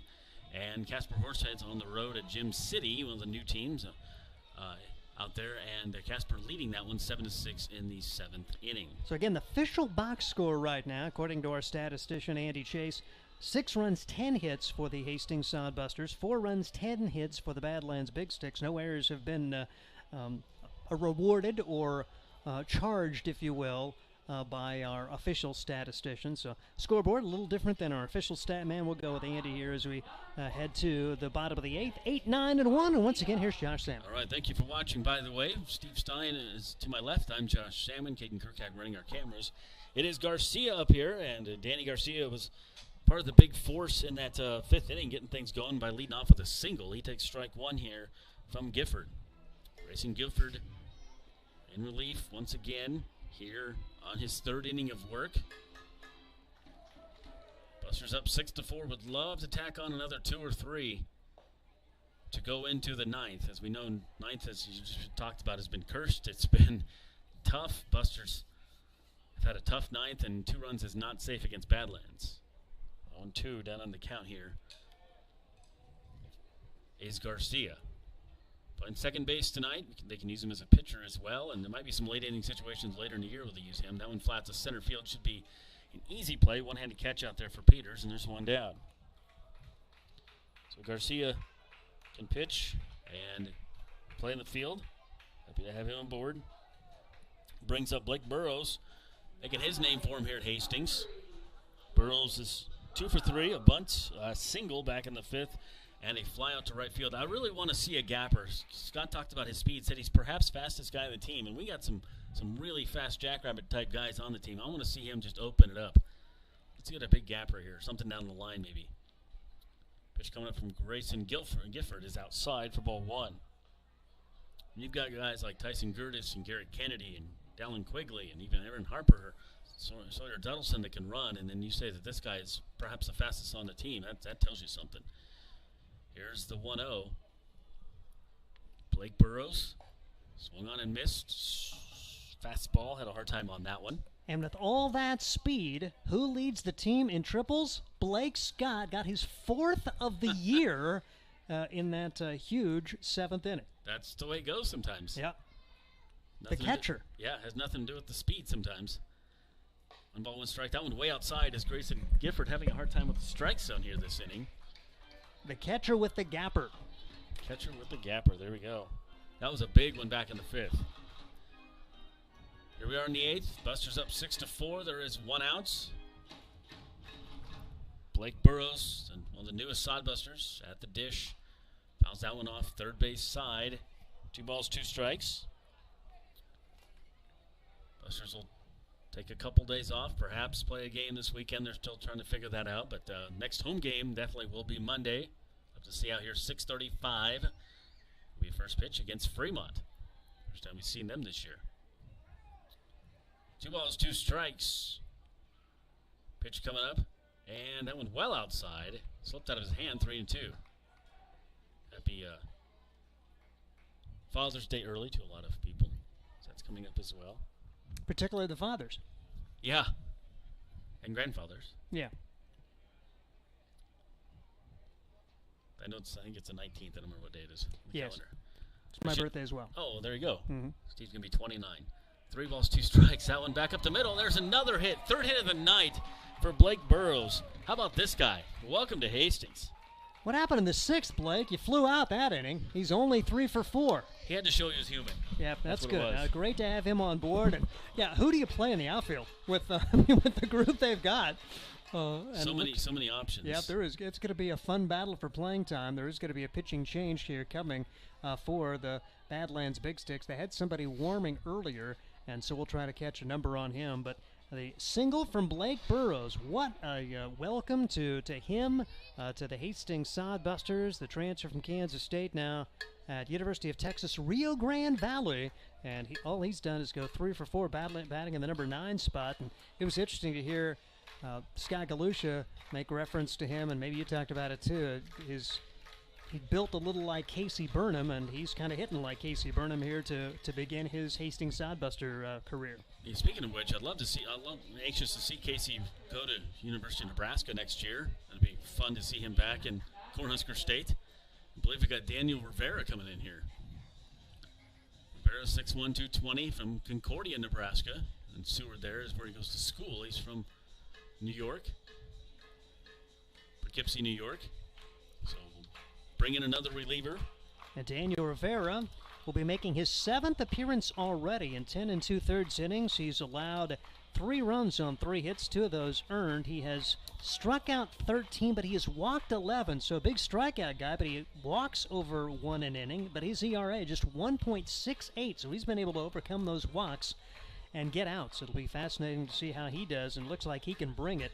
He'll be facing the top of the order, but the Sodbusters looking for at least 1 insurance run, but they're going to face a guy who strikes out a lot of guys and walks a lot of guys, so you're really going to have to be aware of the zone, and he is a big, tall right-hander, Rivera. Daniel Rivera, mentioned playing at Concordia. They had an outstanding year. It came close to getting a bid to the NAIA World Series, and a guy that played there and now getting a summer opportunity in North Dakota in Dickinson with the Badlands Big Sticks. Some cool promotions going on this year. There is a chance to win a Sodbuster riding lawnmower with the Sodbuster logo on it. When you come to a game, you buy some raffle tickets, and they'll be raffling that off later in the season, as the Buster mascot, not only wearing the hot dog costume, is going crazy on the cowbell. If you got a fever, the only prescription is more cowbell. So there you go. All right. Rivera warming things up here is. Now is this This is 28. Is it 28 or 18? I'm sorry. It must be. They said because we're showing so Matt Ramstead. Okay, I'm sorry. Dort. Okay, yeah, but it's 28. 28. That's one of those hard numbers to read. Okay.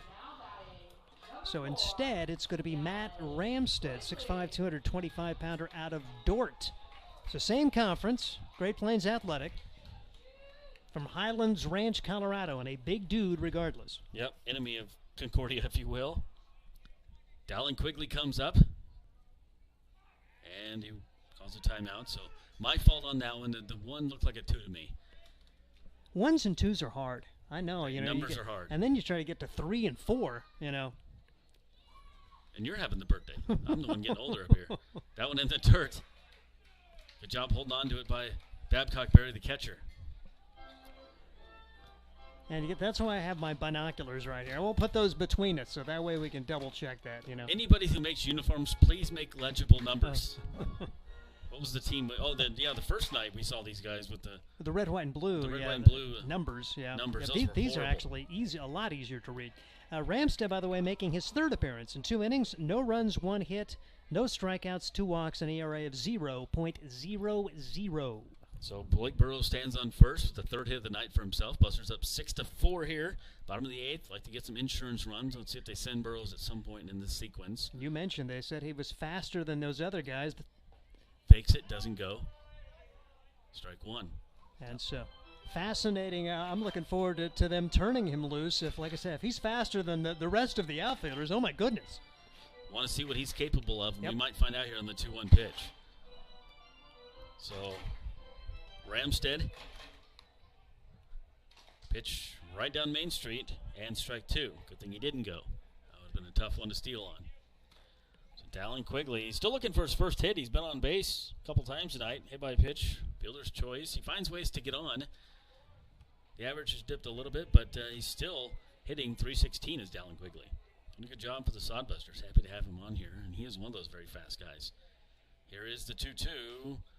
Takes perhaps a ball, loops it into right field. That is going to fall into the glove of the right fielder, Bunn, and retreating back to first is Burrows. There's two down.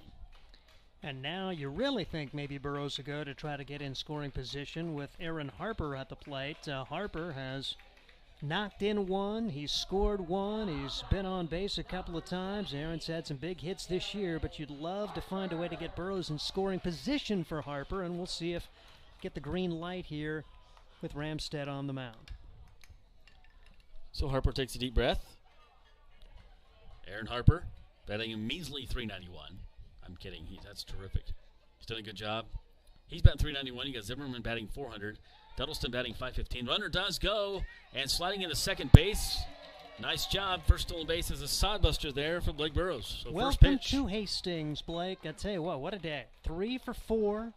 Stolen base, and maybe can score an insurance run here if Aaron Harper can come through with his second RBI of the day. I see your interview standing on second base right now. Your post-game interview, perhaps. Have you interviewed Blake Scott yet? I have not. I'm thinking Mr. Triple too. Okay. I mean, because that is 4 triples this year. That's yeah. We'll have to, but you got to make it stand up. Got to get through this game and get 3 more outs. Wheel Scott is what we're going to call him. No balls, 2 strikes. By the end of the year, we'll have a nickname for everybody. We got Chicklets is still the best. And therefore, strike. I don't know, the Flying Hawaiian. Well, okay, I take that back. That's the best. To me, that is Jason Frews. Jason Frew, yep, we give him a lot of credit for that. That is the best, yep. Chicklets isn't bad.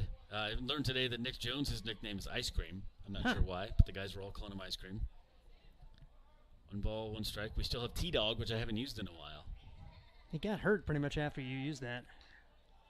Not my fault. Not responsible. So back at second base is Burrows. Just keep an eye on him. Aaron Harper with a runner in scoring position. Love to get another run, at least 1 in this inning. 2-run lead. Go the 9th inning. You had Rand Sanders.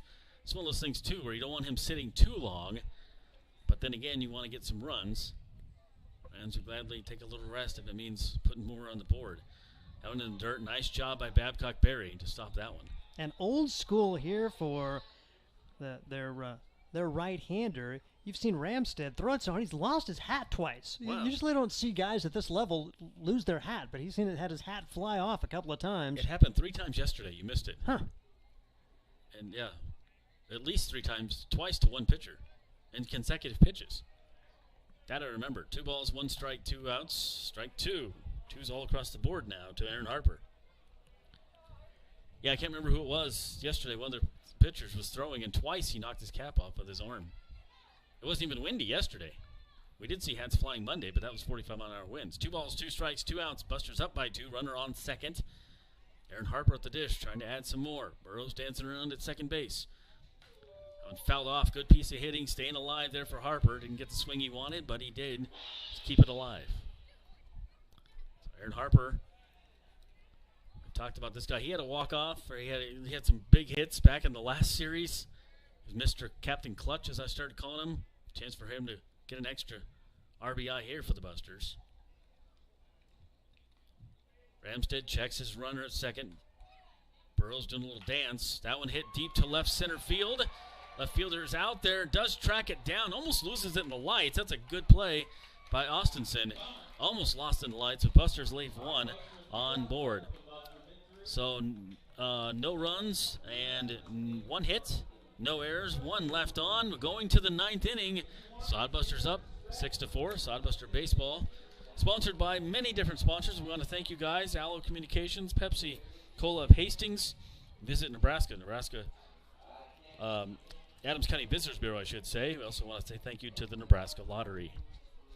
Well, Steve, 9th inning coming up here. Rand Sanders is out there. He had a terrific 8th inning. See if he can finish it off. I am just on pins and needles. I'm on the edge of my seat. All of those cliches that we have, because nothing has been normal. Nothing has been...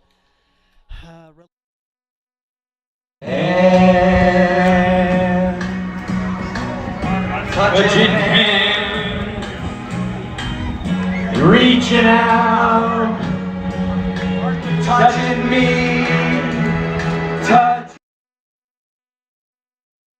That come through, and all he has to do is retire their 1, 2, and 3 hitters. So he does face the top of the order here after he faced the bottom of the order. He walked his first man, but then strike out looking for the 7, 8, and 9. And you look at Lundmark, who's outstanding. Lundmark has 2 hits on the day. He did hit into a double play, 2 for 4. Bunn has a double. He's been on base twice. Cavillo had a 2-run single, so pretty good sticks at the top of the order. Can the Hastings Sodbusters find a way to finish it off, salvage the 3rd game of the series, and take a little momentum into tomorrow's off day? Yeah, you talked about the top 3 hitters coming up. 4 hits between those 3 guys, so it's not going to be easy for Rand Sanders. But Zimmerman gives him a little pat and says, let's do this thing. Busters going to be on their best defense and ready to go here, as coming up to the plate is Carson Lundmark. Busters 3 outs away from a victory here, up by 2, 6-4. Still the same defense in there for the Busters as the beginning of the game. First pitch misses for a ball. Zimmerman, Harper, Garcia, and Larson from left to right in the infield. That one to Duddleston in right. Tracking it down, close to the wall, backpedaling. That's a tough play. He was playing shallow, but that's a good out. 1 down. Love to see 1 up and 1 down. There haven't been too many 9th innings lately that the Sodbusters have had that happen. There is a large first out. Great job for Duddleston, and a good job for Rand Sanders to make him put it in play. A guy who had 30 strikeouts and 29 and a third innings pitched with Cloud County in the spring. Take that back. That's Garrett Kennedy in right field as I check my scores here. And Duddleston's been nursing an ankle, so they want to get some fresh guys out there. And again, there's so many outfielders on this team. It's a good thing to have. 1 strike here to Austin Bunn. And plus, you want your best outfielders out there. And, you know, Kennedy, nothing against Duddleston, but you mentioned it. Kennedy's probably got a little more speed out there. And so we saw a defensive replacement in the 9th inning a couple of games ago. It's great to have Luke Bay have that kind of options. You got Quigley in left, Burrows in center, and Kennedy in right. And Sanders, he about lost his hat on that one. You see that? Yeah. Is that the new thing? We knocking our hats off now? We need to start doing that up here. If it works, if that's the good luck thing, then we'll do it. Busters 2 outs away from victory. It's Badland Big Sticks. That thing hit 1.5 miles high, and it's going to be foul. Way out of here. Foul ball. But Kennedy so smooth out there in the field. Good to see him in right. He made some excellent plays with that 40-mile-an-hour wind when he was playing left field on Monday. And Sanders pretty smooth on the mound right now, going for the strikeouts and doesn't get it. 2-2. He struck out 3 out of 4 batters last inning. In fact, gave up a walk and struck out the next 3 guys. So count goes 1-2. That one gets away from the catcher. No harm, no foul, as nobody's on base. Blake Scott still the catcher. The only defensive change we have is Garrett Kennedy in right. So David Ruggrow in line for the win after Will Horton started the game. Gave up 4 runs on 8 hits. Ruggrow came up and gave up 2 hits, but no runs. That one popped up high as well. Who's going to get it? Larson calling everybody off. The big first baseman makes the catch by the line, and there's 2 down. How about this? 2 up, 2 down in the 9th inning. Derek Cavillo comes up. Cavillo, the first baseman, has 2 RBI single back in the 3rd. He's also popped out, struck out, and flew out. Usually 1 of 4 for Cavillo. And Sanders going for the save here, the 2-inning save nonetheless. Pitch on the way, deep breath from Rand Sanders. First pitch swinging out to center field. Burrows out there, Busters catch it, and they win it. Guys are going to go crazy on the field here. Much needed win, and Badland Big Sticks win the series, but the Busters win the game. 6-4 is our final. Take a look at some numbers here as we come back in just a moment. We'll take a quick break. This is Sodbuster Baseball celebrating a victory here at Duncan Field. Are you tired of lousy internet and faceless customer service? It's time to experience local, honest, hassle-free, and exceptional. That's the Allo promise. We not only provide crazy fast fiber internet, crystal clear TV, and dependable phone service, but we choose to become a part of the communities we serve and love when everyone calls or stops by our store to say Allo. So don't settle for mediocre, settle for exceptional with Allo. Visit us at allofiber.com/local. There's nothing like relaxing on a summer day. Nothing like taking in a Hastings Sodbuster baseball game. And there's nothing like an ice-cold Pepsi to make the day perfect. Pepsi Cola of Hastings wants to make your nothing like be the best day it can be, whatever the occasion. Enjoy your favorite refreshing Pepsi product throughout the Sodbuster season and make your nothing like memories. Pepsi Cola of Hastings, a proud sponsor of Hastings Sodbuster Baseball. Welcome back. Duncan Field, Josh Salmon, Steve Stein, Caden Kirkak doing a great job on our cameras here tonight. Busters celebrating a victory here as getting a much-needed win, 6-4 over the Badland Big Sticks, and waiting for manager Luke Bay to come up here. But what a good job for the Busters. That you look at the scoreboard here, and you have the 5th inning, you have the 7th inning, Steve. 6 runs those guys scored in those 2 innings, some big breakout innings, and that's something they needed. And this is a much happier Luke Bay than I saw yesterday. It was 4-0 heading into the 5th. The Sodbusters manufacturing some runs there. And, you know, one play that's not going to get on the scorebook as anything big, but remember Dallin Quigley hustling out what would have been a fielder's choice grounder to end that inning with only runs scored. He makes it to second. The Sodbusters come up with 2 more. Instead of 4-1, it's 4-3, a little added mo. And then the 7th inning, taking advantage of some opportunities and really making every opportunity pay in that inning. They get a walk, an RBI single, an RBI triple, and a sacrifice fly to get 3 runs, not only to get the game tied, but to take the lead and to get an insurance run and then give the ball to Rand Sanders. It'll be interesting to see. There's going to be some candidates for closer as the summer goes on with some of the new guys coming in, but Rand's kind of making a statement today with a 2-inning save, as there haven't been too many 1, 2, 3 9th innings put up by Sodbuster pitchers in clutch situations, and Rand gets it done today to pick up the save and give David Rudgrow his 3rd win in relief this year. He is the win vulture, we're going to call him that way. But no, you're talking about Quigley and that play at second base, that was huge. And then the next play was, as well as the ball was hit the shortstop, he backhanded it in the hole across the diamond. They took their eye off of Quigley. He came around to score as they went to first, holding the ball. He came to third and then all the way home as they were paying no attention to him whatsoever. Just terrific heads-up base running there. And just perhaps a big spark there was Dallin Quigley. Luke Bay's going to go out and talk to some of the players on the other team, and I think he knows a couple guys on that team, so we'll get him up here in a little bit. But, boy, some guys stand out to me. Sawyer Donaldson, 3 hits on the night, on base 4 times. You have Blake Burrows. What a debut for him for the Sodbusters. 3 hits for him, and just a terrific night for the Busters with the bats. Pitching not bad at all. Will Horton had a little bit of a rough start there, but David Rudgrow came out, was very solid out of the bullpen. He gets the win once again. And Rand Sanders was awesome on 2 innings of work. Went 2 innings, gave up 1 walk, struck out 3, and 7 batters faced. And a nice 6-4 victory here for the Sodbusters from Duncan Field. The Busters will be off the next 2 nights, and then we'll come back and play Fremont on Monday. We'd love to see you out here at the ballpark if you can make it out. Some great baseball coming up this month. And Luke Bay giving his signal he will be up here in just on his way up as he's finding the staircase. So Steve's going to interview some players, but yeah, we just welcome to the team here. Blake Burrows and Danny Garcia had a hit tonight. Nice to see him at the team as well. Brandon Larson had a pretty good game. Had a sacrifice fly, got a couple RBIs for him. But Dallin Quigley, you just talk about he doesn't always get the hits. It's always all about the hits for him. It's the things he does in the field. It's the things he does with his base running. He was on base tonight, twice. but officially 0 for 4. So it's just kind of little things like that can spark in defense. These guys didn't give up. They went against a very tough pitcher. The starting pitcher for the Badland Big Sticks was Jonathan Lerma, and what a good start he had. He only gave up 2 runs, both of those earned, striking out 3.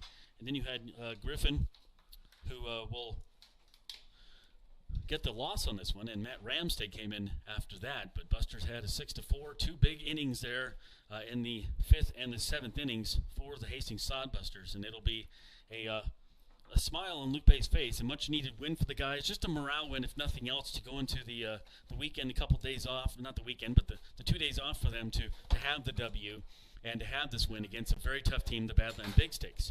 So you look at the overall rankings, well, the Busters came in a half game back today, and so they could move up a little bit. We'll see what some of the other things do here as I'll interview Luke Bay. And Luke, a much different feel from tonight's game to the last 2 games. This is a good W for the guys. Absolutely.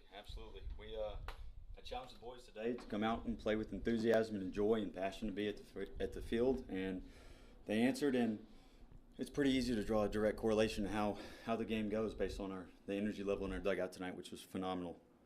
And so you look at some of the guys, you look back in the 5th inning, huge 5th inning, but one of the big plays that stands out in our minds is Dallin Quigley.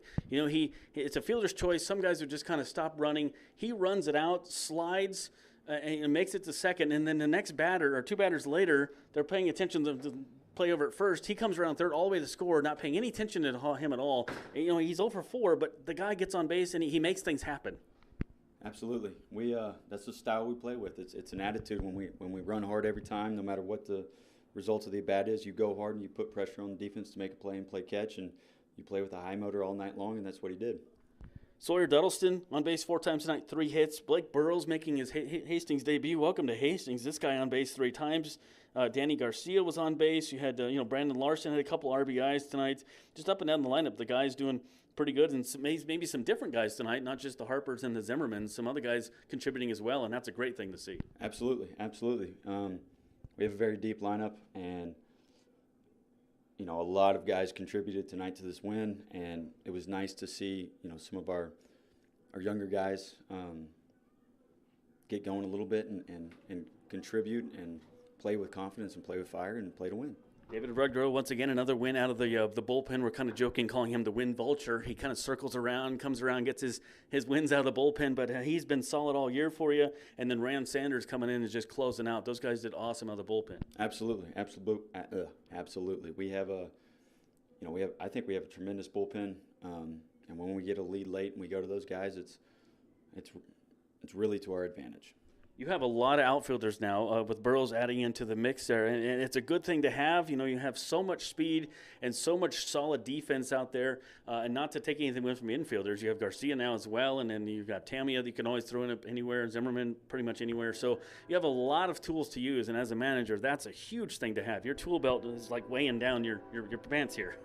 Yeah, absolutely. We have so much speed in the outfield. We have great defenders all over the place in the infield, and it just gives us the flexibility to make some moves. And, Sawyer, he had a great night at the plate, and he's not as fleet of foot as Garrett Kennedy is, and so that's why we put Garrett in there. And sure enough, the ball will find you first play, and he runs the ball down that's probably out anywhere else. And Sawyer looks at me and says, "That's why you're the coach." Blake Scott with a triple. He now leads the team in triples, and he's not the guy of all the speed on this lineup. You think, okay, no, he leads the team in triples, and this guy never gives up. He can play catcher, he can play DH, he can play first. He calls a good game back there, and tonight did it with his bat. Absolutely, he's a gamer. He is.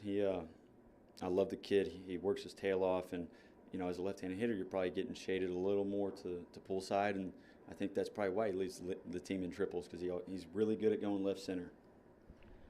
You look ahead, you got Fremont coming up on Monday, a couple days off. You guys might play a game this weekend on the road. That's still debatable, but Fremont coming up for the first time. You guys have seen them here anyways at Duncan Field, and it's always a tough Fremont team in this division right now. You guys are only half game back. I know it's something that you keep in the back of your mind, but it could be anybody's division, so every game is important. Yeah, absolutely.